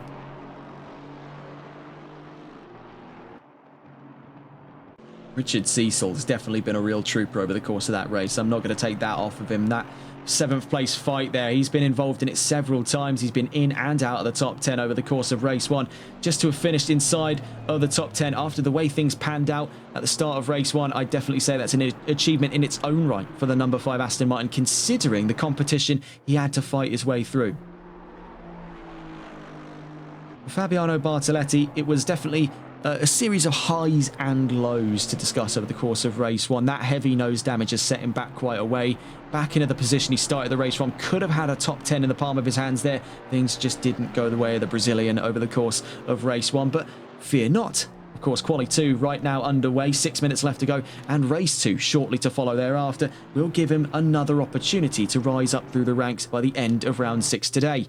So with Badiali across the line, the first of our times, then onto today's charts, he finds himself very closely accompanied by Hayden Proger and then immediately usurped by LeBay. The gloves are off then. All bets are off. No punches pulled for the 119. He now puts himself nearly 2/10 up the road from Badiali. Timo de Tosto now 4th. Kevin Quain 5th. Richard Cecil in 6th place. Now we await the times of the 824 just across the line. Byron Forrest in 7th, the 22 of John Prine next to the line as he comes here from provisionally 15th now to 8th. Next to the line comes the number 26, so that'll be Fabiano Bartoletti in the Aston Martin. Then behind him, Clinton Bourne. Bartoletti 9th. What can Bourne do as he crosses the line there? 7th, the number 6. Sandwiches himself in between Forrest and Cecil. Next to the line comes the number 39, Christophe Dupois in the Chevrolet. 11th fastest there. Provisionally last for him at the moment. Let's see what Alex Albert can do. 9th fastest there as he crosses the line. Next comes the 99. We already know what Carl Martel's capable of in qualifying today. He's a regular inside of that top 10. Right behind him then comes last round's pole sitter to race winner Anthony Valorio, but on a series of lows here for the start. Not the greatest opening flying lap here, and we've already over half the session burned in. Valorio finds himself not only half a second away, but nearly a whole second away from the front of the field there. Not only that, he finds himself at the back of that top 5. He's got to navigate De Tosto, Proger, Badiali and LeBay before another chance of pole position. Speaking of Badiali, let's quickly see here down to the line. What is the rebuttal by the 998? He's already been usurped for pole position. A bit of a scrape on the exit of turn 11. On his way to the line. Behind him there's Hayden Proger. This could be Proger's opportunity to jump position there. He saw the scuffle for Badiali, but sadly couldn't find the pace for it in that last lap gone. Here comes the number 3, Gabriel Gaudreau to the line. Behind him is Richard Cecil from 7th place. The number 5 across the line up to 6th and ahead of Kevin Quain. These two reunited on track once again, this time in the qualifying standings. These two now again swapping hands for position. Quain to the line. Does he go faster than Cecil? Not this time around. Byron Forrest in the background from 10th, then to 8th, ahead of Clinton Bourne. Behind him, you can see the red hueish glow there of John Prine. That faint red glow of the number 22. Bringing us to the line there. Still in 13th place. Right behind him is, I believe, the number 26. Right behind him is the number 6 as well. So it's Fabiano Bartoletti and Clinton Bourne. Bourne's up a position, taking it back from Byron Forrest into 8th for the number 6. And incredibly close there, you can see, to Kevin Quain, and by proxy, Richard Cecil and Anthony Valorio up to that top 5. Next to the line comes the 58, Timo de Tosto from 4th. Doesn't find an improvement over that lap. The 36 of Alex Albert next to the line up to 11th as he crosses the line up and ahead of Bahena. The 99 of Carl Martel from 10th goes up to 7th.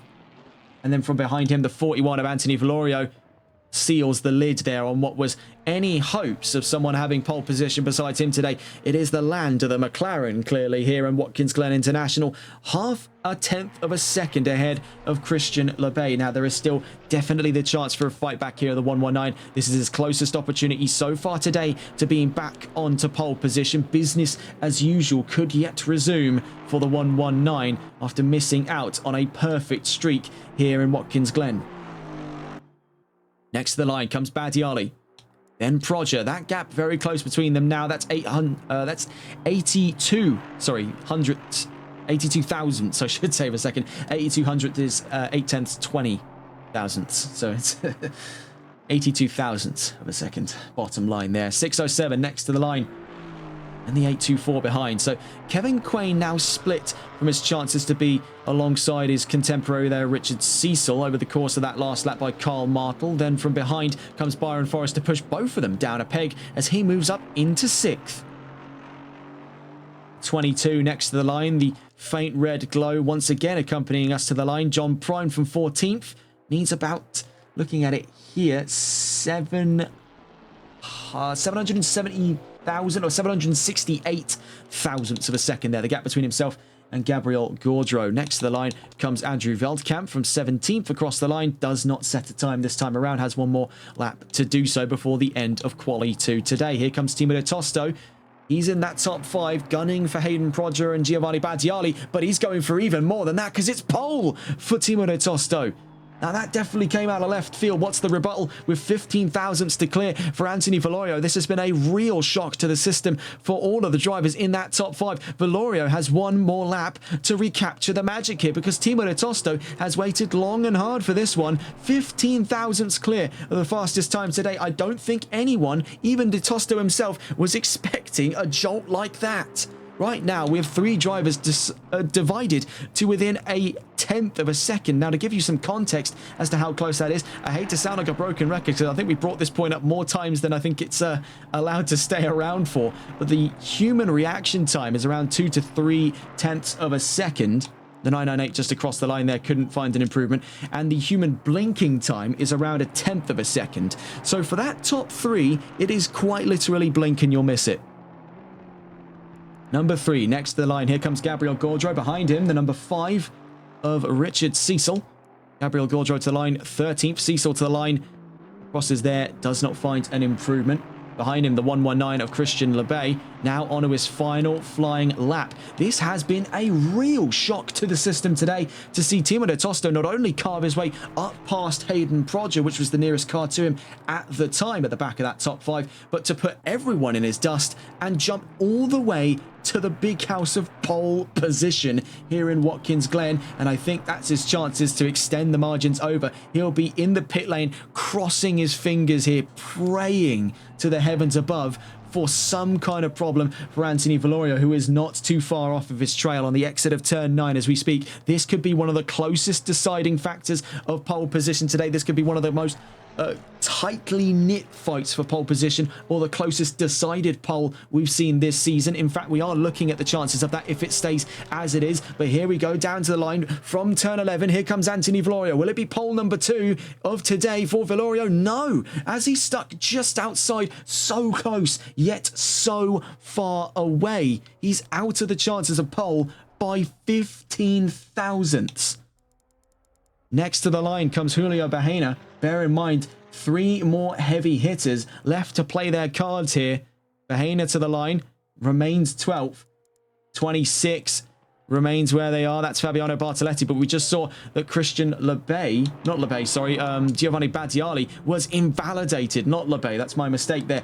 So behind Baggiali comes Hayden Prodger, a scrape on the exit of turn 11. That could be the coffin nail here for Prodger's qualifying endeavours across the line, remains in 5th. So what can he do here? Cards stacked against him. The house seemingly always wins here in Watkins Glen, but are we about to see a world-class send for pole position? As behind Richard Cecil went Christian Lebay, but no, he too finds himself off, this time by 67 thousandths of a second. That is the closest decided pole position I have ever seen. 15 thousandths of a second. That's 3 cars decided within 1/10 of a second.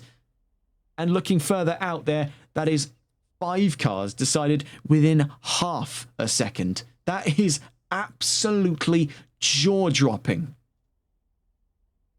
But Lebay finds himself in that danger zone once again, stuck behind a row of cars, and this time trading positions for the slot of Mercedes is Timo de Tosto on a world-class shocker to the system pole position for the 58. He will be elated with that turnaround. At the end of qualifying, we'll be on to that discussion for the grid of race 2 in a moment's time. That has been a real turn of events. So, on to the discussion for race 2's starting grid on the trail of a fantastic qualifying, the closest we've seen it all season, the closest we've ever seen it here on TRTN across a smorgasbord of events covered over our years of operation. Timo de Tosto takes pole away from Anthony Valorio by 15 thousandths of a second, the closest front row in TRTN history. Valorio in second, then Lebay behind him, not too far away either, as Lebay found himself off from pole by 67 thousandths. So there's 65 to 67 thousandths of a second there. So that was also incredibly close. He finds himself on the second row alongside Giovanni Badiali. Hayden Prodger demoted one position then from his last starting position from fourth, now starts fifth at the end of qualifying two. Byron Forrest in sixth place, so looking for an even more confident start. He was up 3 positions from the race start last time round here, not too long ago at race 1. Richard Cecil in seventh, ahead of Carl Martel and Kevin Quain in 8th and 9th.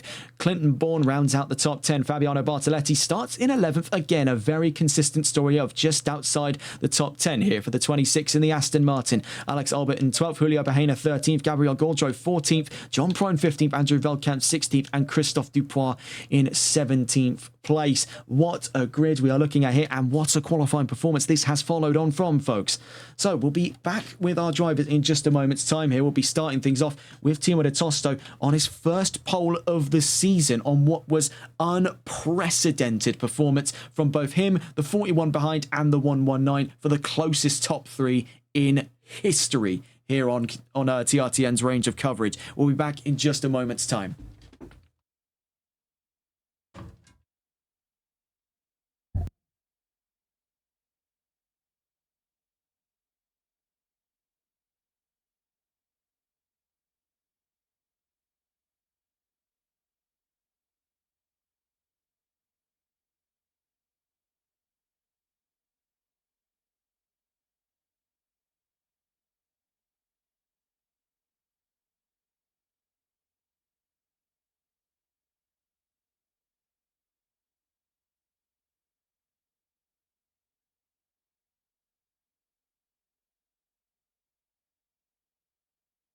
Seconds.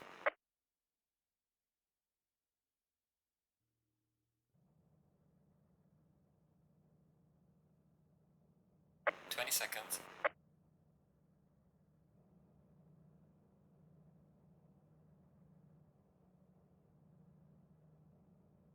10 seconds.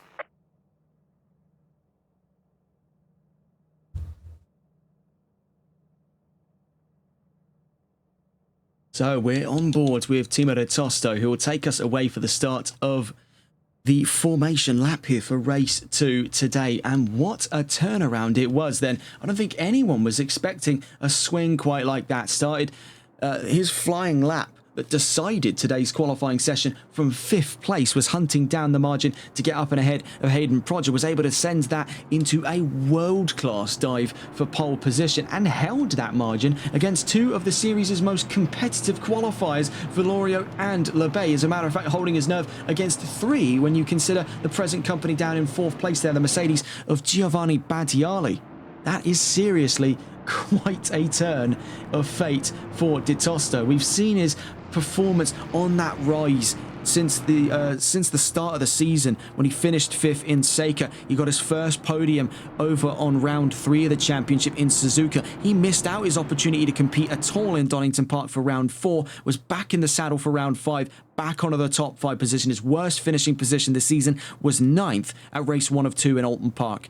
But that is really quite the turnaround here. Timo de Tosto could be following on a series of firsts. Now, we've already seen the first driver outside of Christian Lebay to take a race win in this championship, that being Anthony Valorio, the man lining up right behind here, the 58. Could we be seeing another unique winner right in the trailing chapters of the championship so far? Now, looking at where we're at on the calendar here, we're in race 2 of round 6 of the championship. We've just finished off on race 1. That was won by Anthony Valorio, right behind in the number 41, the red, white and blue McLaren. And we'll be on to race 2 in a moment's time here. Another 30 minutes here at Watkins Glen before the end of round 6. Then there'll be another double 30-minute race in Zolder on September 30th next week. Then the final round back to 60 minutes for the season finale at round 8 of the championship at the Misano World Circuit in Italy for October 7th to decide this fated chapter here in the Competizione Performance League GT4 Pro-Am Cup America Series, brought to you by Malwa Transport and Assure Action Transport Expert, and live exclusively every step of the way so far and all the way to the checkered flag at the end of last round of the championship here on TRTN. It's been a real pleasure from us then. Let's get underway on the discussions of how things ought to pan out on the looks into race 2 today. Now, that qualifying performance was second to none by Timo de Tosto, but he's got the world's weight on his shoulders here to live up to the expectation he himself has set over the course of Quali 2. Valorio, we know, is incredibly tough to beat on the start, and that's the same story with Christian Lebay. In fact, he couldn't have picked a worse grid to line up in front of here, because those two know a trick or two when it comes to the best chances at a start here. We know the McLaren and the Chevrolet up against the Mercedes pound for pound are the fastest cars kicking around here in Watkins Glen. The Mercedes has got them by manoeuvrability, but they've got quite a long, open, winding section of the track to conquer before they're in towards sector 2 and 3, where the Mercedes is set to have that greater advantage. So he's definitely got the cards against him here into these first couple of corners, and he's just going to have to do his best to try and tuck in and get into the defensive swing of things, just so he can keep the the Chevrolet and the McLaren behind him long enough to where he can open the taps up later down the line. And that'll be the same story as well for Valorio, to try and hold off Lebay, but he'll also have his hands kind of full with the attempt to attack for the race lead. That could happen as early as turn 1. Since he's got the outside line here, he could really go for a world-class, almost rally-cross-esque send around the outside. Now, we've never seen it proven impossible, but we've yet to see anyone try and succeed. Today could yet be the day then, as we go rolling down towards the line for the last time today then. Race 2 of 2 here in round 6 of the championship here in Watkins Glen. Down towards the line, another 30 minutes against the clock, 17 cars in all, and from the front goes Timo de Tosto, and we are green and racing for the last time today here in the United States, here in Watkins Glen, and it's 3 abreast on the start. A brilliant start by Christian Lebay down towards turn 1. The Chevrolet moves up immediately into the lead, overtaking Valorio and overtaking De Tosto. Now we can see side by side, if we go back on board with Timo de Tosto, now he drops down into third. Giovanni Badiali has taken up the slack to fight for the last of those podium positions. Meanwhile, up the order, it's Lebay from Valorio. As we enter the back straight, you can see it's almost front to rear traffic here for 3rd, 4th and 5th. Now we can see up the order, Valorio is side by side and along with Christian Lebay as we head into the inner loop chicane. Now McLaren has managed to hold its nerve, and rather diligently so,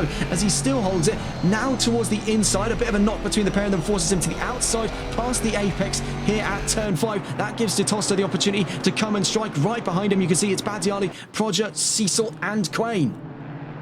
Now out through turn 6 I should say, sorry, out through shoot curve here. Timo de Tosto has been pressed into a almost millimetre thin sheet of metal here between the Mercedes attacking from behind, and the McLaren now being forced back behind Christian Lebay. It's back to business for the 119, and he has absolutely thrown the gloves asunder in today's fight. That was a monolithic start from the Chevrolet. Up 3 abreast down into turn 1 and got not 1 but 2 positions out through the 90. That was textbook. Side by side between the 2 Mercedes cars then, De Tosto versus Badiali. Right behind him a whole slew of Aston Martins, that being Richard Cecil and Hayden Proger. Now Proger up on the inside of Badiali for 4th place. We watch here over the rear view of Timo de Tosto.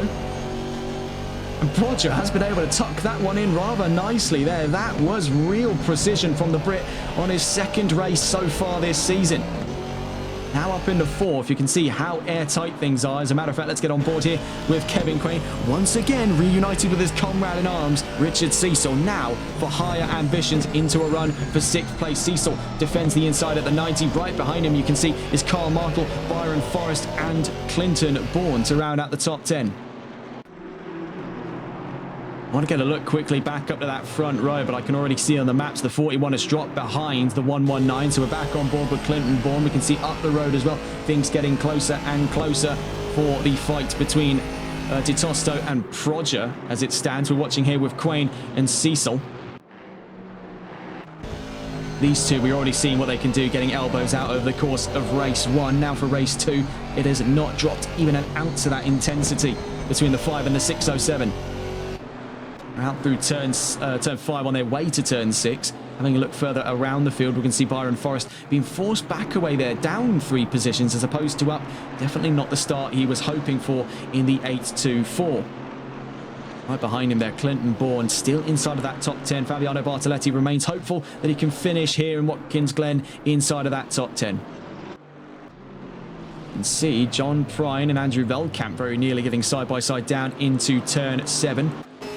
And with Carl Martel, he's looking over the back end of Kevin Quain, who is himself looking over the back end of Richard Cecil. Let's see if we can get on board, though, with the driver in the middle of a very hectic fight here inside of the top 5. Hayden Prodger, we saw him thread the eye of a needle, get himself alongside Badiali. That's now since dropped by the wayside as Badiali is back up and ahead into 4th place. Timo de Tosto down to 3rd, demoted to the back of that podium after only 2 laps in here in Watkins Glen. An absolute lightning offensive by the 119. That was proper blitzkrieg by LeBay down into turn 1. That was something else.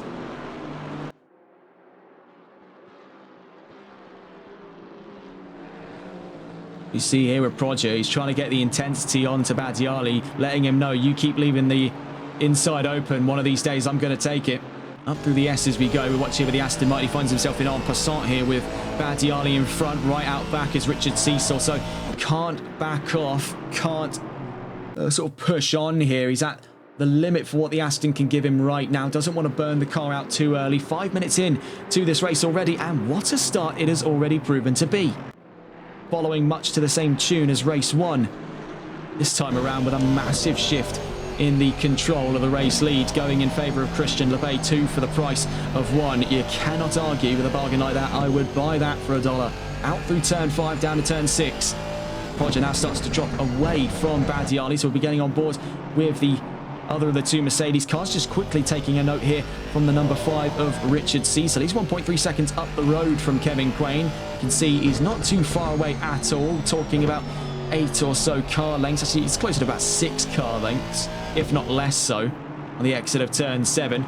But he is starting to draw some distance in there on Hayden Prodger. We want to get on board, though, with Giovanni Badiali in his attempt to get back onto the podium here. Timo de Tosto is the obstacle in his way. His fellow Mercedes now holding him up, almost forcing him back into the tide of Aston Martins there. Prodger and Cecil.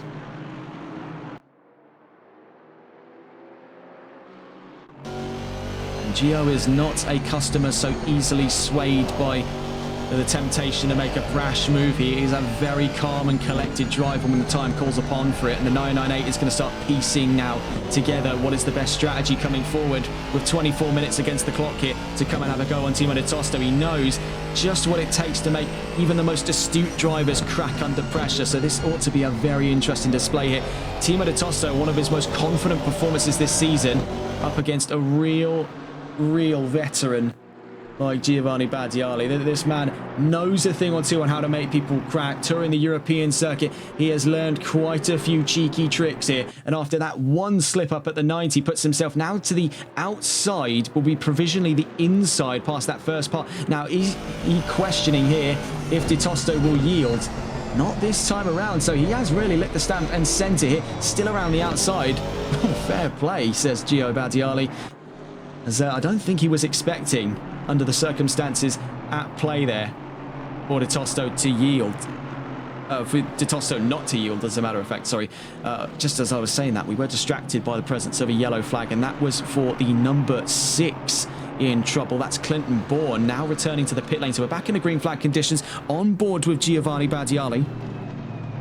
Right now, as he finds himself in an incredibly claustrophobic fight for 4th place. Actually, that finds itself to be 3rd place there after the data refreshes there, so that's my mistake. In that fight for 3rd, right behind him there is Hayden Prodger in the Aston Martin, swinging himself to the inside on Timo de Tosto, yet could not find the ground. Now, we know that Badiali is definitely no stranger when it comes to that high-pressure environment. You can see just how close, how fine the precision is between the European talents here inside of that top 5, going toe-to-toe with America's talent here on home soil.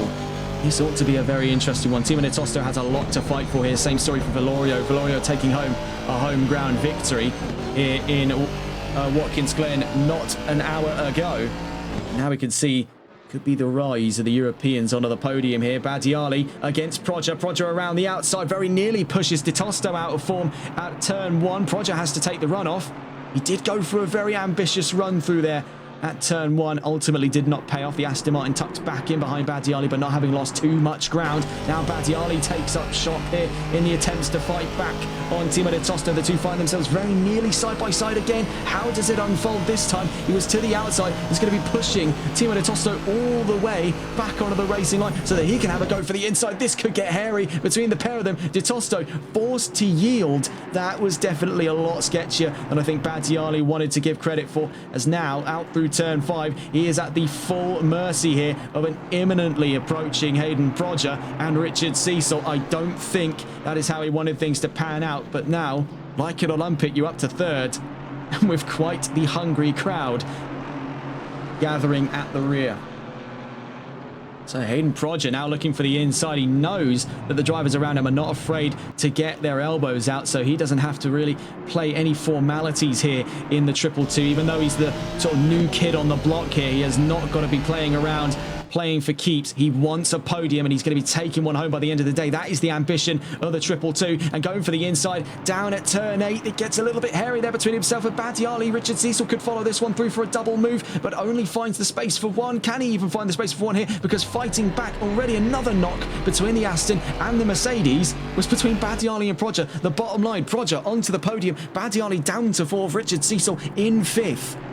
Looking at it here, 10 minutes into what has been white-hot action here in Watkins Glen. Christian Lebay took the lead after a blindsiding send down into turn 1. You can see the gap going on behind him right now as Proger tries to cut the toe off of Badiali, who was right with him on his way down towards turn 1. Things could get hairy between these three. Let's see how it folds down through turn 1 at the 90. That was actually quite civil by comparison, but that's going to quickly follow on up through the S's. So quickly, whilst we have the time, Christian Lebay leads this session, but very, very close on his trails here. Anthony Valorio looking for his 2nd win in a row, already having broken the perfect win rate of Lebay over the course of race 1. Now these two find themselves side by side. Valorio to the outside. Is he going to have the room to challenge the Chevrolet? He has to cut over the first part of the curbs, then the second. That was a risk perhaps not worth taking.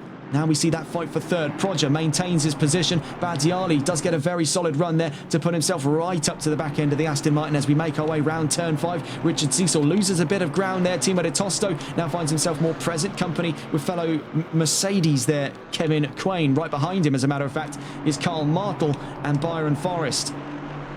Malwar Racing 6th, 7th, 8th and 9th.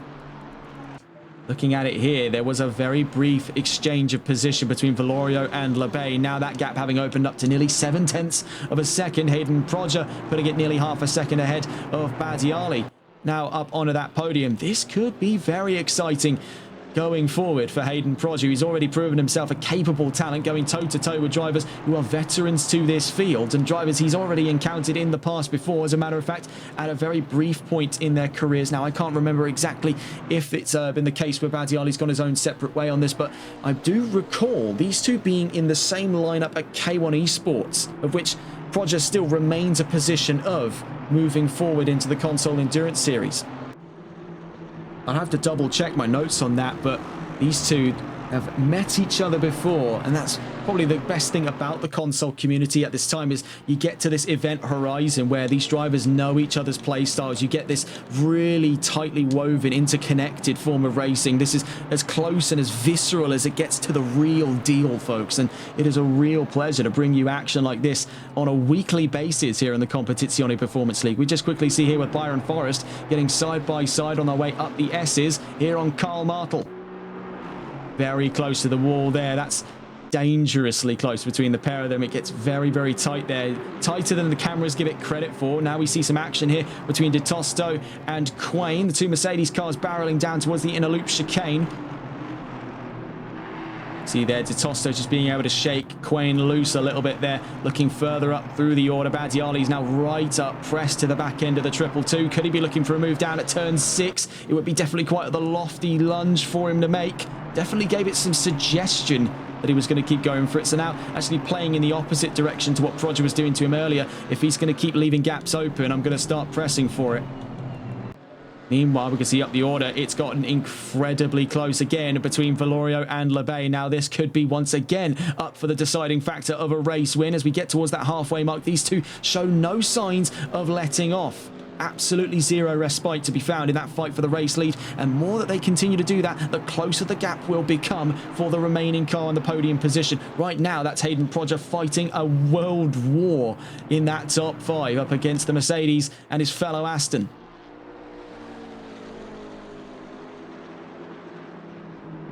So down towards turn 10, now turn 11.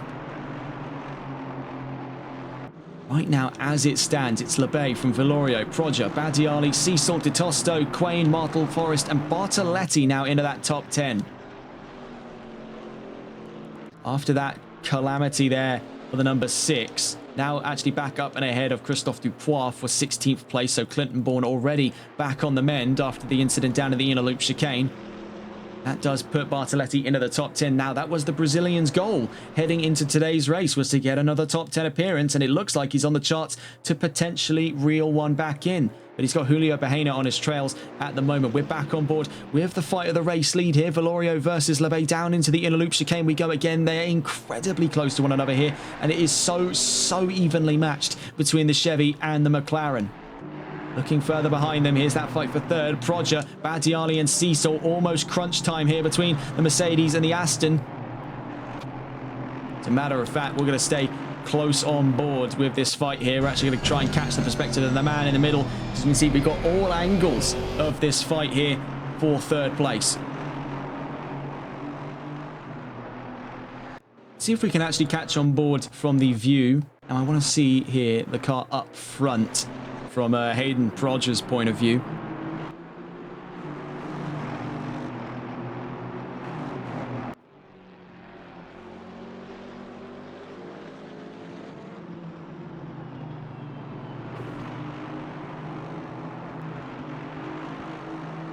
We are halfway through, not over yet. So past that halfway mark, we're still on board with Hayden Proger. That gap getting incredibly close now. It is getting a little too hot to hold for the Aston. You can see struggling to find grip there out of turn 10, but those little micro adjustments, I think this is one of the many aces in the hole here for Hayden Proger. This has been one of his defining traits as a driver coming into GT, is he's been able to take a lot of that precision learning he's had to do over the course of rally and over the course of Grand Prix, and been able to weaponize that full form into the world of GT4 racing. As it turns out, a lot of the fundamentals of it remain the same. Now trying for around the outside after running over the rumble curbs. It could be a bit of an ambitious one here for Giovanni Badiali. He's now pressed right to the back end once again of the Aston Martin of Hayden Proger. Rocketing out of turn 4. This could be a drag race here between Mercedes and Aston. Right now, holding the inside, he'll be defending, praying Badiali has any sense of self-preservation, but the Italian shows no quarter here, clashing with the Aston very nearly, but up into third place. A very ambitious send there by Giovanni Badiali. Let's get a look at that on our replays, because that was really quite a move to remember.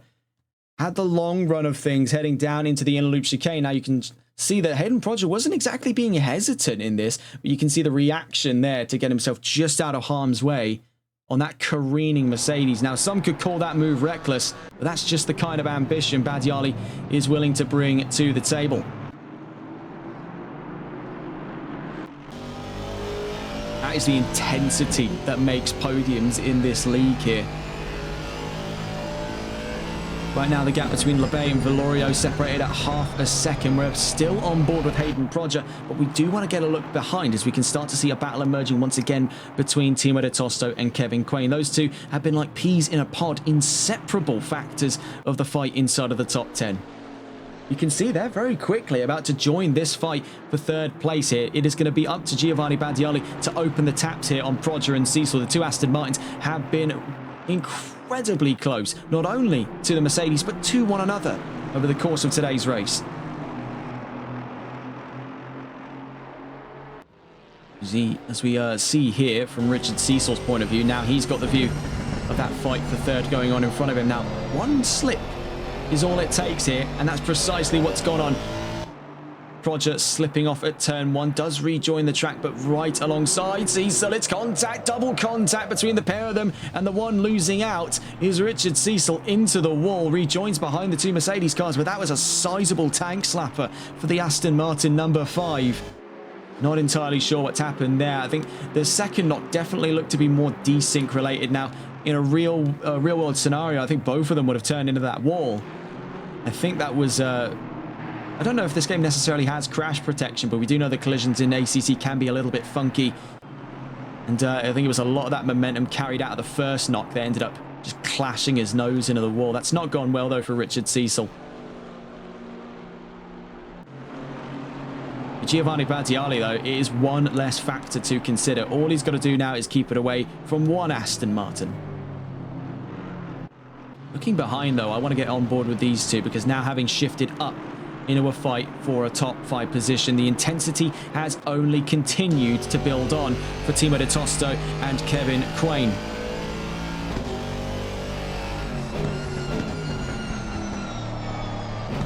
Now exiting turn 8. See, up the road there was that fight for third place. Battiali and Proger.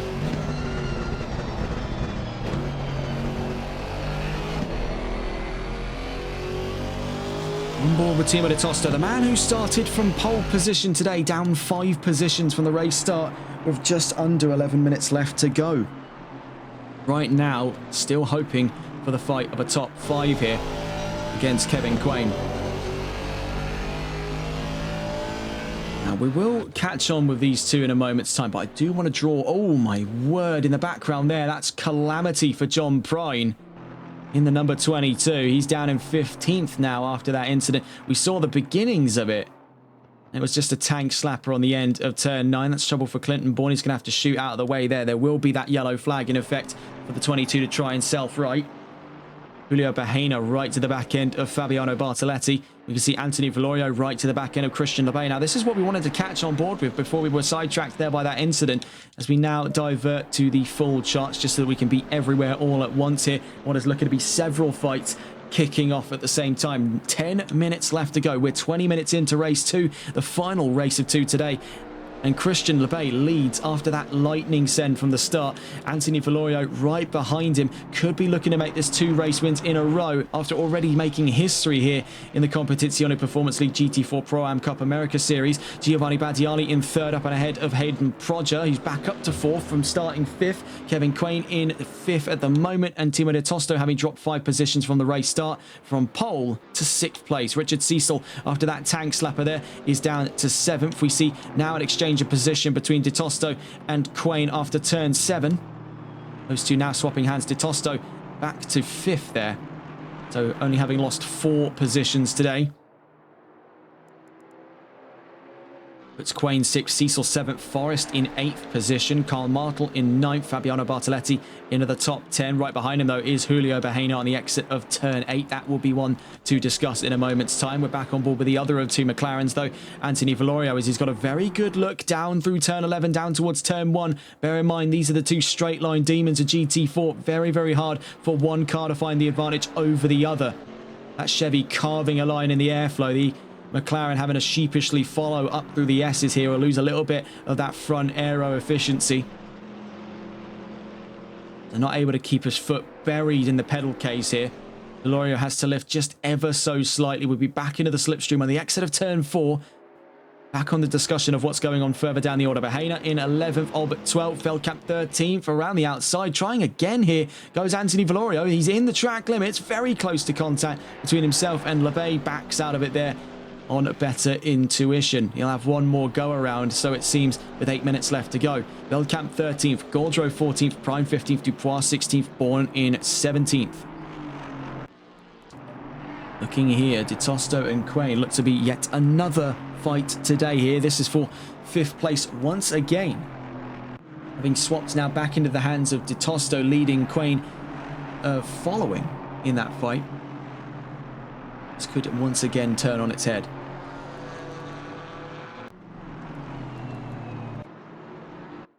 So just quickly checking what's going on at the front row before we then take a look further back into that fight between the two Mercedes cars. Quickly catching on here with the action from the back of the top 10. Fabiano Bartoletti has been waiting for a top 10 appearance here in this series. Has only had one top 10 appearance to speak of. That was at the second of two races at Donington Park. Is looking for his second here, but not if Julio Bahaina's got anything to say about it. And up the inside goes the McLaren, number 18. Very nearly contact. It is contact between the pair. That has gone horribly wrong. You see Bahaina's already put the brakes in. Alex Albert getting up past the pair of them into that top 10. A little bit of I think accidentally retaliatory contact between the pair of them. Both of them having lost a position there. Two, as a matter of fact. Bartoletti down to 12th, Bahaina down to 13th, as up to 11th goes Andrew Veldkamp, up to 10th goes Alex Albert. So that has not gone particularly swell for them. So this was the fight in question we were trying to get on board with, the fight for 5th place. Now watching with Timo De Tosto. Looking over that rear view. Still in the coveted slipstream zone here, that sub 7/10 of a second barrier that drivers can start to reel one another in from. And with that incredibly long back straight and much more winding sector one, it does give Kevin Quain great opportunities here in the next couple of laps to stay close to Timo De Tosto, size up that 58 for a strike of 5th place. In the exit of turn 5 down towards turn 6, De Tosto looks a lot more measured now in this last 10 minutes.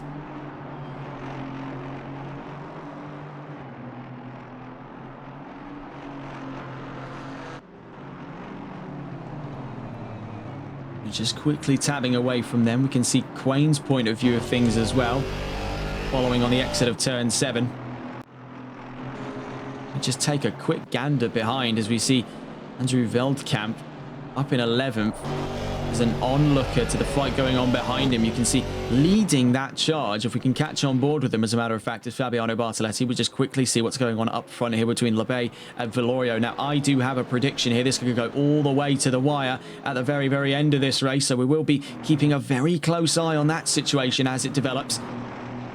You see one of that 3-car fight at the moment is Julio Bahaina. Running out wide, then goes Gabriel Gorgio. That could be a free position then for the number 18. Up into 13, but it's side-by-side contact. And then more contact, and once more there. Gabriel Gorgio turned around. I'm not entirely sure how to piece that one together. Let's get a look on that replay. That definitely did start off quite hairy for the number 3. He tried to rejoin. Bear in mind, Bahaina has tried to give him the space there. I'm not really sure. Then it's one bit of contact, then it's two. I think it's just a case here. I don't think Gorgio's paying much attention by the looks of it there. The cameras do not make a good look at that, but it gives Bahaina a drive-through, and he's out of this race again. And in that meantime, we did miss out on a move by Anthony Valorio up to the race lead, now up and ahead of Christian Lebay. With 4 minutes to spare, that's functionally 2 laps left here in Watkins Glen. Now, better late than never, having shifted back into the hands of last race's race winner.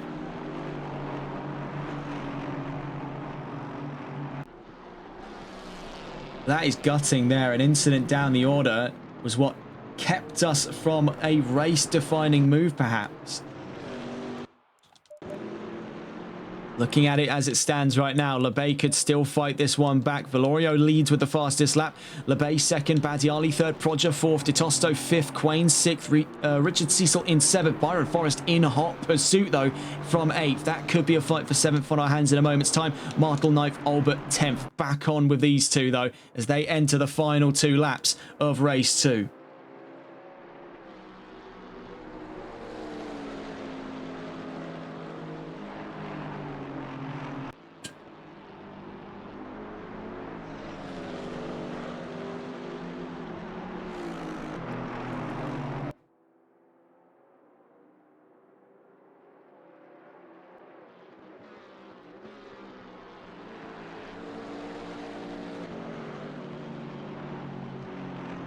Something in the last, I don't know really, in the last 5 minutes just has to have snapped in Valorio to put him in such cold form as we've seen now in that fight for the race lead. He's now up exactly where he wants to be. He's proven it on paper. He's had the pace over Lebay the entire race here. Now, as he's out in front of the Chevrolet, clean air over the front splitter of that McLaren. He's put nearly a second between himself as it, yes, just flickers over into a second on the exit of the inner loop chicane on that Chevrolet.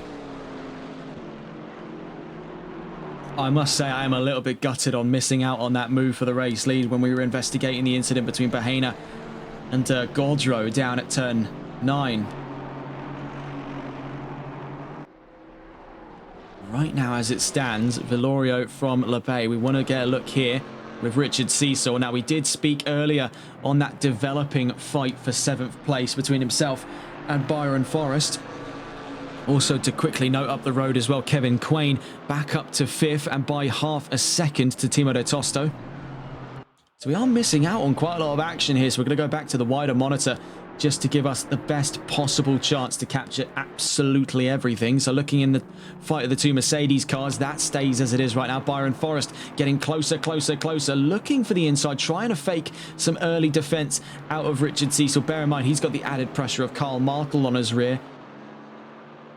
That could be a 3-man fight for 7th creeping in very, very shortly. Le Bay still close, but as we enter that final lap, this could be all the way down to the wire here for Vilorio. He's made it stick up until this point. Now is one more lap of the Watkins Glen International Circuit here before he could potentially stand upon the charts as a multiple-time race winner, not only having dethroned Le Bay of his dominant 7-race-long, 5 rounds to be specific streak of race wins, but then to have taken an entire round under his belt.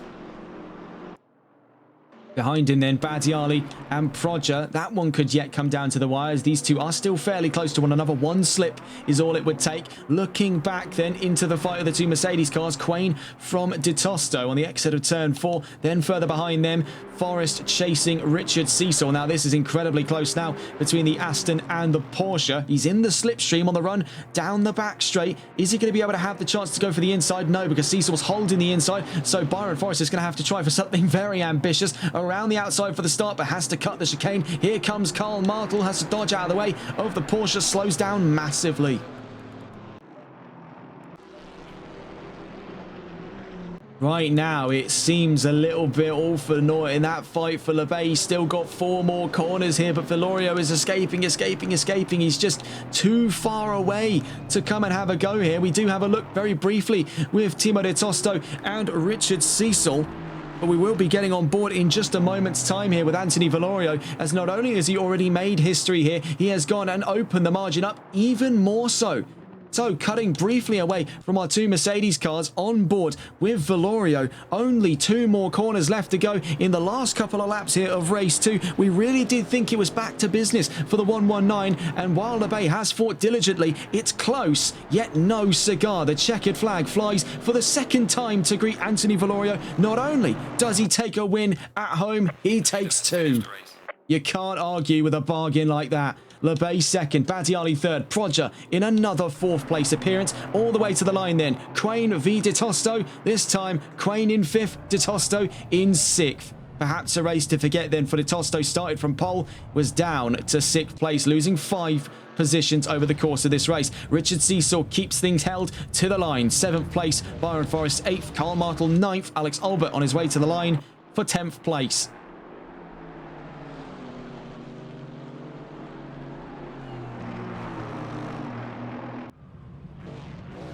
To the line, there goes Alex Albert. Andrew Veldkamp bests Fabiano Bartoletti to the line. Of course, that incident earlier on between himself and Julio Bahena put Bartoletti down on his tracks there. Gaudreau 13th, John Prine 14th, Christophe Dupois 15th, Clinton Bourne in 16th. Another DNF then from Julio Bahena, but absolute joy and elation for Anthony Vilorio. 2 wins on the trot at home here in the States. What a way to crown out almost said round 5 there. Round 6 of the championship. John Prine just making his way down towards the line as we speak there for 14th place in race 2. Anthony Vilorio then, your double race winner. dethroned then of his perfect record. What does it stand in the future then for Christian Lebay? Well, as it stands right now, he continues to lead the championship, so things will still ride all the way down to the wire in rounds 7 and 8 in the next 2 weeks of competition. This is where things could make or break for the Canadian talent, as now here comes a brand new chapter for Anthony Valorio. 2 wins on the trot then. I'd buy that for $1. What a race here in Watkins Glen then, and what a performance on all fronts. Battles every which way you look. It's a pity we could not capture all of them, and that's our deepest apologies. Only so many eyes here in this commentary box. But that's all from us here on TRTN. Have a wonderful rest of your evening. Take care and good night.